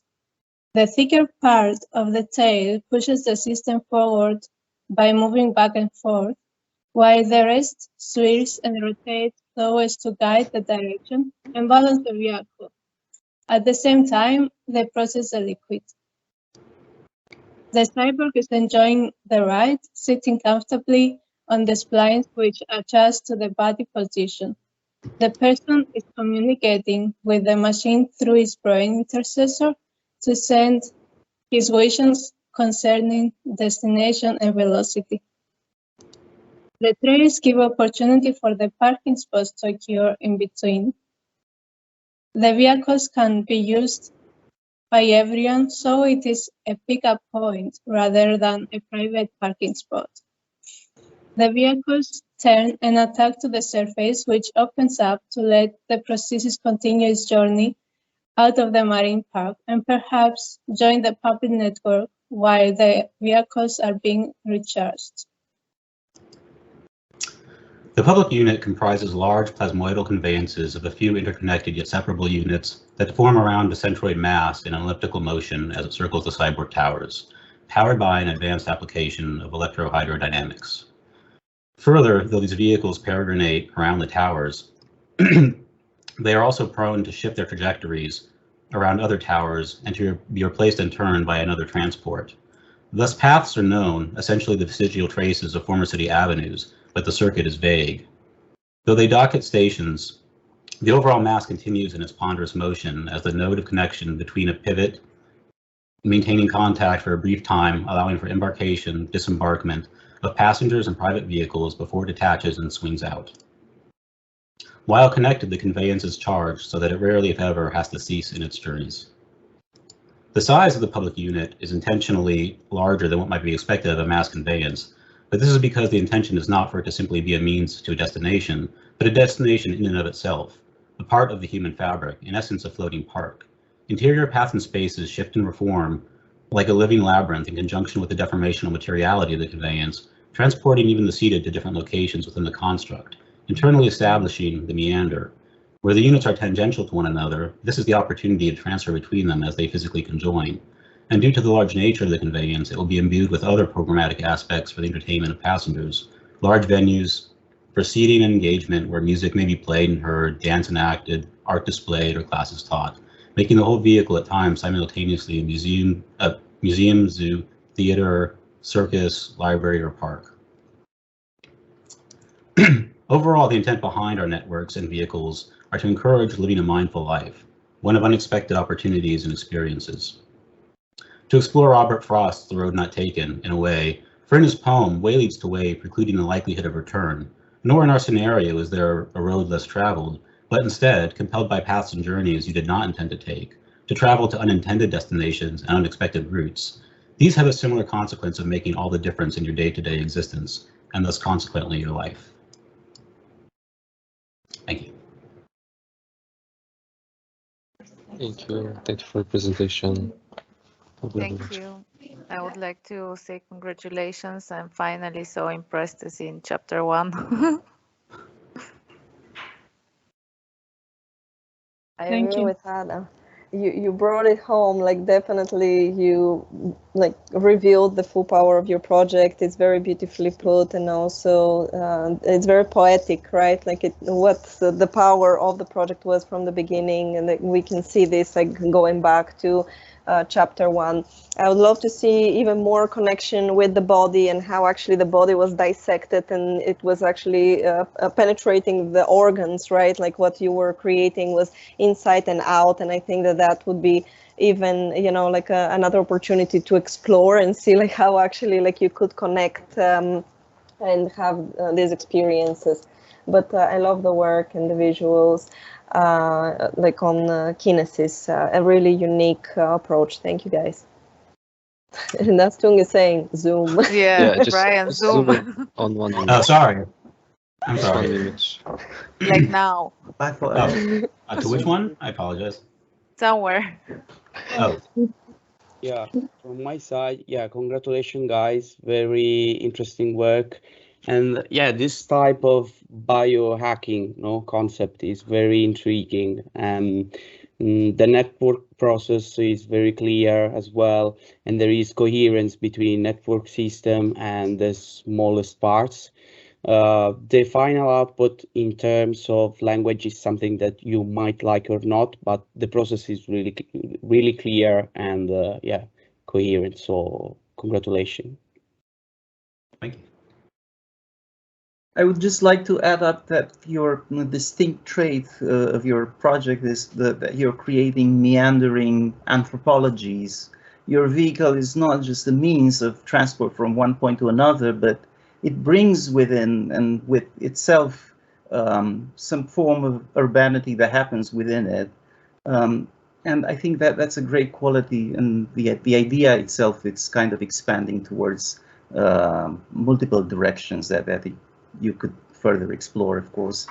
It's more like a flaneur, an urban flaneur with a bunch of people gathered within that vehicle that kind of share their own experiences there, but also they bring or inform with their anthropologies, new territories. And it would be interesting once they land on a certain spot or within the system, how they actually start informing or transmitting those anthropologies. If this vehicle opens up, what happens when it opens up, how it connects, how it kind of determines the other worlds that it touches on. But it's really, really beautiful as an idea. Gabriel, it's exactly like what I was thinking. Actually, now you can take it back one step, like into looking at the amalgamation and the corpuscle, and see how actually this corpuscle is actually kinetic, right? It is part of an amalgamation. So how do you bring maybe like these actually pods and parts, they actually come together in order to create these public experiences. So that's how you can deconstruct and go back and really make, you know, like your amalgamation even stronger, which was something that like was your weak spot with the project. But I think that now, you know, you can reverse the thought process. Great. I'm very happy to see that you finally, you know, like just let yourselves go, and you know, like there was, you know, like you went really into the idea deeper.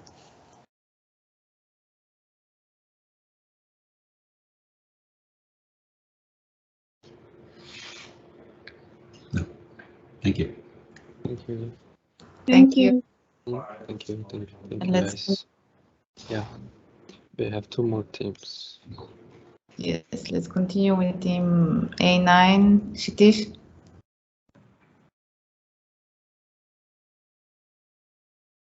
Can you see my screen? Hello. Yes. Hi, I'm Kshitij, and my project is energy transmutations. Everything we see around us is energy in one form or another: chemical, nuclear, kinetic, potential, etc. A scientist named Kardashev developed a scale that stated that the advancement of a civilization is directly proportional to the amount of energy they consume. Based on this scale, humans have now become a type 1 civilization. In type 1, humans are an interplanetary species. They have successfully colonized Mars, and with the vast amount of energy at their disposal, they have complete control over the climate and topography. With all this progress, the colonies on Mars are self-sufficient and have declared independence from the Earth. After drafting their constitution, they wanted Mars to be a better place in terms of lifestyle and core values than Earth. They decided to build a society in Valles Marineris, the Grand Canyon of Mars, as this place receives minimum radiation and also has water in form of ice. It serves as an ideal location for the society to emerge. In this place, the needs of spirit and care for progress would get precedence over the satisfaction of desires and passions, seeking for pleasures and material enjoyments. It shall lay the foundation of a new society based balanced, just, harmonious, and dynamic. This place shall steadily grow, and its residents continue to carry the same ideal and vision in their hearts and minds, giving hope for humans to be a better species. The challenges are enormous and daring. When this dream touches you, don't hesitate to join us. The amalgamation is based on the field lines acquired from the drainage algorithm ran on the whole site, which is the size of a continental US, and the region with high density of these lines was selected. The units are also connected with breakout spaces marked in yellow between the units.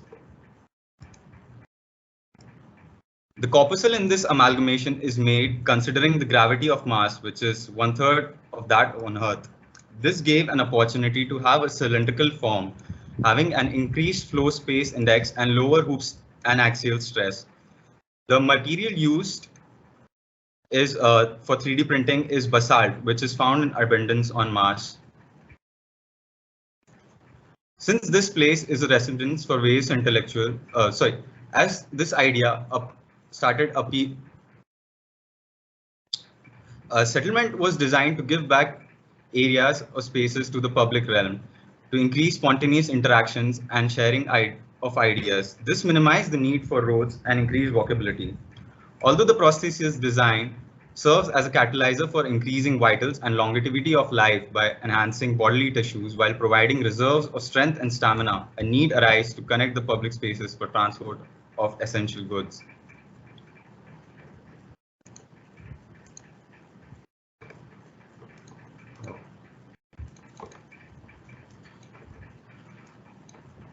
As this idea started appealing to most of the Martians and the colony started growing, an increased need to explore the site for natural resources and connectivity within the settlement was essential. These trajectories start from the private parking spaces, which is a shared space between corpuscles. Since this place is a residence for various intellectuals, a need arises to carry their personal belongings, essential goods, and developed machinery, which might not be possible to lift and move through the society for several varied reasons. They might also feel the need to explore the nearby spaces to find the solace. This is the vehicle occupancy of the bike. It has a recliner kind of seat to help the aerodynamic and provide more comfort.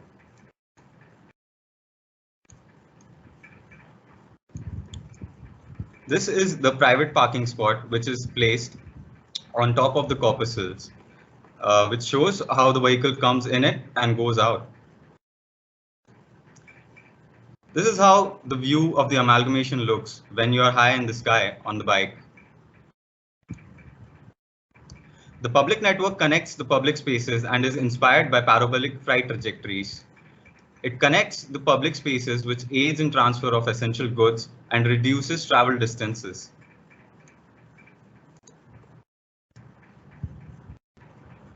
This is the public vehicle, the spaceship. The vehicle has a capacity for 30 people at a time and can also carry heavy goods along with them. It is designed considering aerodynamics and high wind speeds in Mars. The vehicle occupancy diagram shows how the life inside the vehicle looks like, and this is the entry spot where you enter.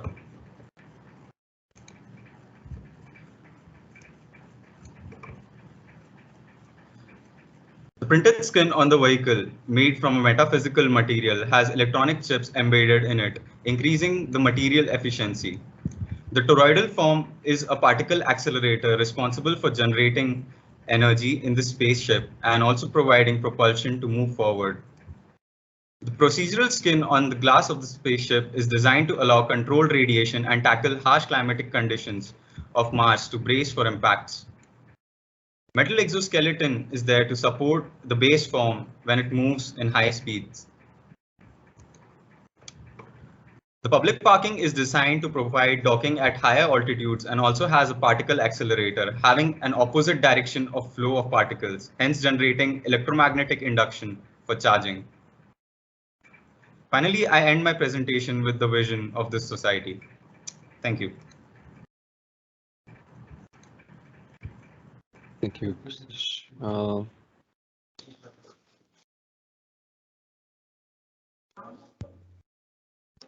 Ada is having some issues, so if you have any comments, back to you. I'm happy to see that you were able to progress so fast, so far in this chapter, since taking into consideration that you were a little bit behind on the previous ones, and I see definitely that you have progressed in your design experience, but also visuals, right? So I think that you did a great job actually taking this step forward. I'm happy to see this progress, and I'm looking forward actually to seeing it continued in the next chapters. Thank you, Krzysztof. Thank you, Pavlina. I agree. It's a really great progress, and you have some amazing designs and visuals. The vehicles are just really, really nice. Happy to see that. Thank you. Congratulations. One thing I'm just gonna say is I just feel like there's a lot of different design techniques that you're trying to put in one form. I would say just stick to one and try to work on that, make it more intricate. And I think that would kind of complement as well the overall design. But having 3 different ones is just, it doesn't work together. So yeah. But yeah, congratulations again. I haven't seen any of the progress before, so I don't know what to comment on, but yeah, thank you. So also worth mentioning that your intellectual basis behind the concept, the kind of key parameters, are very well researched and justified. You know, you've done your homework in terms of the radiation on Mars and the aerodynamic calculations, gravity, you know, really well done on that. You know, you've gone the next sort of extra level. On the smaller vehicle, I do like the fact that you've considered the package. You've got a very efficient package, something that's sort of a comment on some of the other projects where you've really kind of taken that in mind. So that's great. I think on the vehicle in particular, I'd say you can be a bit more daring in the next levels, in the next stages, in terms of the expression of the materiality, the color schemes, you know, the kind of the graphical nature as well of the vehicles. But yeah, you know, so far so great. There's only going to be more steps where you can progress further. And I think on the final kind of overview of the city, the amalgamation of all these pods and kind of parts, they could potentially be a little bit more spaced out, but the design language is very unique, actually very unique. I love that. I haven't seen anything like that. So yeah, just take it further, be more daring, and yeah, I'd love to see how this evolves. Thank you.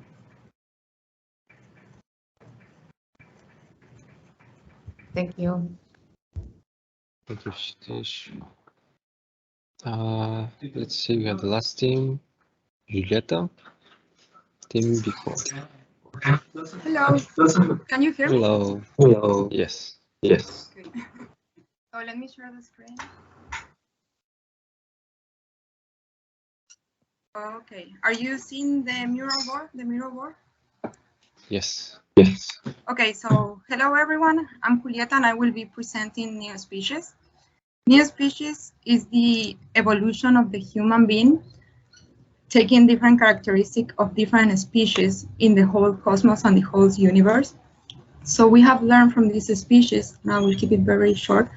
So by learning from these species and having the ability to adapt as they do, there are 4 main characteristics that you will see in this design: the ability to orient itself by detecting magnetic fields, the capability of intelligence from cosmos level to a single cellular species, a symbiosis where every species can learn and evolve, and the coherent body of the species that will be healed in a cosmos level and transform and replace as well.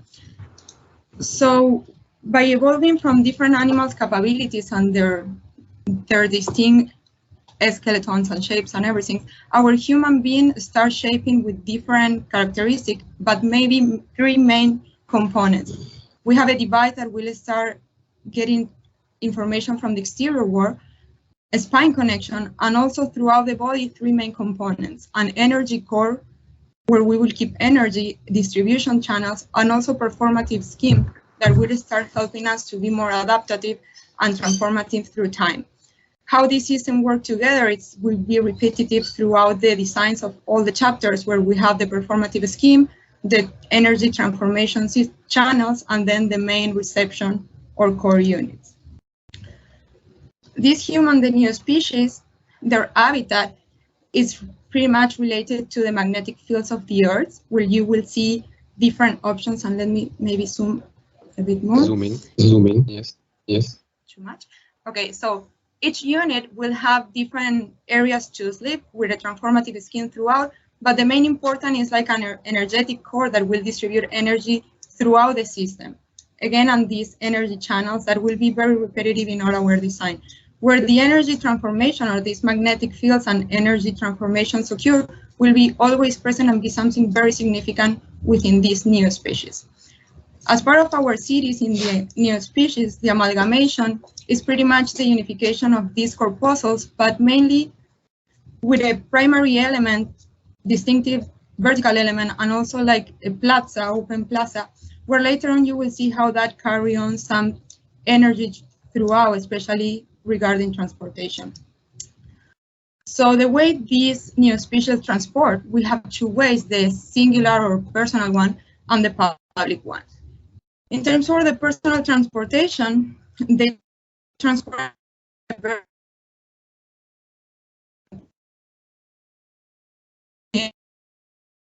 circulation that will also give some directions to the ship itself, and also the performative skin throughout it. So you will see this unit as very organic as well as the same of the rest of the design.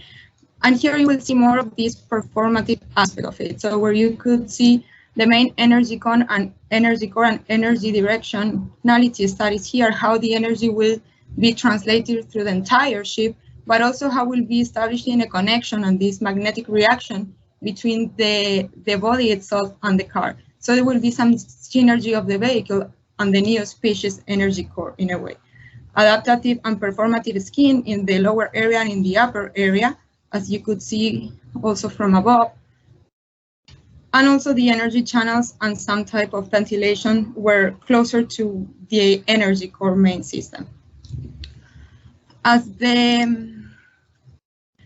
public transportation, this will be very similar in terms of how the energy gets transformed, or how this will start manifesting or moving around the entire system with this attraction of energy and this core system. So this system will have two main core of energies on each side, also performative skin in certain areas above and below, and also, sorry for the background noise, and also some channels of distribution of energy throughout the bus or this main unit. Also on the upper part, we'll have some upper connectors that will make able to, for this unit to start connecting to the entire system and all the networks of transportation. As a very simple section, which is very blurred in my screen, I don't know if, which was lower. Okay, but so just, we will able to host at least 50 people within the interior of this unit. Also being the main entry through through one side of the unit. So the important thing is like on the stations, for the stations, we could start seeing that we'll have an open area, a plaza area above, a parking area or a bigger energy area, and also a lower area that's also an energy source, and the rails where this communal transportation unit will get. This in a relationship with each tower will have at least one unit, one stations with all these three components. So this start not being only like a big network, but also like an energy flow for the entire city in a way. In more detail of the station, we have the open park above with ability to come below, and the station energy core underneath where the public transportation will tie up and circulate through. And in between that system, we have the parking structure system, and that's also the energy distribution channels for the parking area. Also the parking energy core. You will see two different images now of the station when you are approaching and also when you are inside. Some different colorations between the station will indicate the amount of energy each one is carrying, or what the amount of people or transportation that is actually in this type of magnetic relationship of energy with each unit. For the parking spot, you will see that each car will be able to allocate itself within this unit and also be connected with this system on the wheel with the station in this magnetic energetic way. Violeta, few last. So for the, I will just jump here. For the network, we have two networks, the public one and the pedestrian one. So just let me just pull up the final images where you will start seeing the towers, all the stations, one per tower, the transportation meaning of way, and the earners and the network, both of the networks, and just another more of this final image in a way. So that's the new species habitat with all the networks and transportation systems. Thank you, Thank you, Julieta. It's a great progress to see. Like it's amazing that you did all this work. Basically, like as a one team person, it's great to see the progress and also how you're thinking about every aspect of your system and how it connects. So really, congratulations on the system and where you are right now. I would like to add also congratulations for the work, and I'm just wondering what would have happened if you have worked consistently for all this time. Probably something amazing. Same. Maybe I was fired from my office. Yeah, but I agree. But, I don't know. I put the time. I don't know how you do this. Like 3 days. Imagine 2 weeks. Did you do that in 3 days? That's insane. Yeah, please next time, just try it once, just for a month, to see. Well, that's too much. You can just bargain for an extra day, 4 maybe. You can match the Exuvius team if you just yourself. Yeah. Yeah. Thanks. I'm putting as much time as I can. So it fluctuates. Can I just add that spatially, it's really, really beautiful, and you're mastering very well the angles and everything that can convey your idea. So your idea is very, very strong, but it's also very strongly conveyed.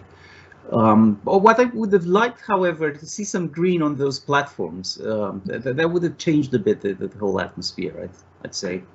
And maybe some people to get a sense of the human scale within this development. But it's so beautiful. Congrats. Thanks. I agree. Human. That's one human. All right. Yeah. No, that's enough. But definitely, I need to populate and green, especially that there are some projects full of green. This right now it's lacking. It's Not necessarily, just to get the sense of scale. That's why I asked, to get a sense of scale of it. How is this unfolding in the actual space? But it's really, really beautiful.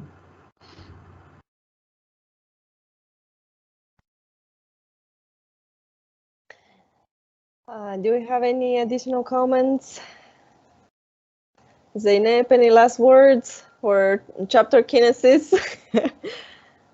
Yeah, I mean, it was an amazing and fun journey, and there are some materials that I haven't seen on the actual session, so it's just like great to be surprised, and I actually felt that way in this one as well. So it was a really nice program. I mean, I'm just so happy to getting to know Tung and Eda as well.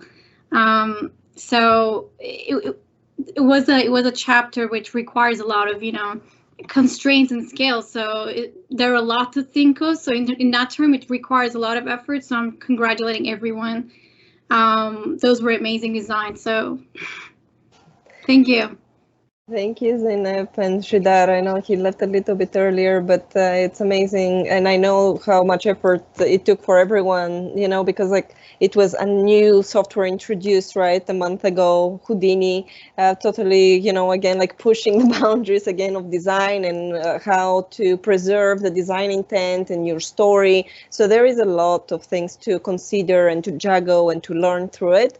But I think that these sessions have been enormously impactful on the work, and I'm happy and very thankful that all the guests today were so generous with their time and gave these amazing comments, and I'm happy that the students can learn from that. They can think and view their projects in a different way, and they can implement this work because they do have time to work on them. It's not a final jury, so I'm very excited to see when we compile all chapters together. We have one more, which is cosmogony. We're going into, again, working with Grasshopper and scripting, again, on the larger level of the city and the cosmos. But then when we compile everything together, I think that all the pieces are going to click together just, as one cohesive story. So thank you so much, everyone, for being with us today and for being part of the journey of the students. And a big thank you for the students for the long nights and hard efforts, but it's really paying off, guys. We can see your growth and how powerful your design voice is becoming. So really congrats on my end. Congrats, guys. Thank you. Congrats. Congratulations, guys. Well done, everyone. Great Congrats. experience. Thank you, everyone. Congratulations. Thank you, everyone, for joining. Have a great rest of your night or day. Enjoy the weekend. Get some rest. Have a good weekend. Yes. Enjoy. Goodbye. Thank you, guys. Thank you, everyone. Bye-bye. Bye.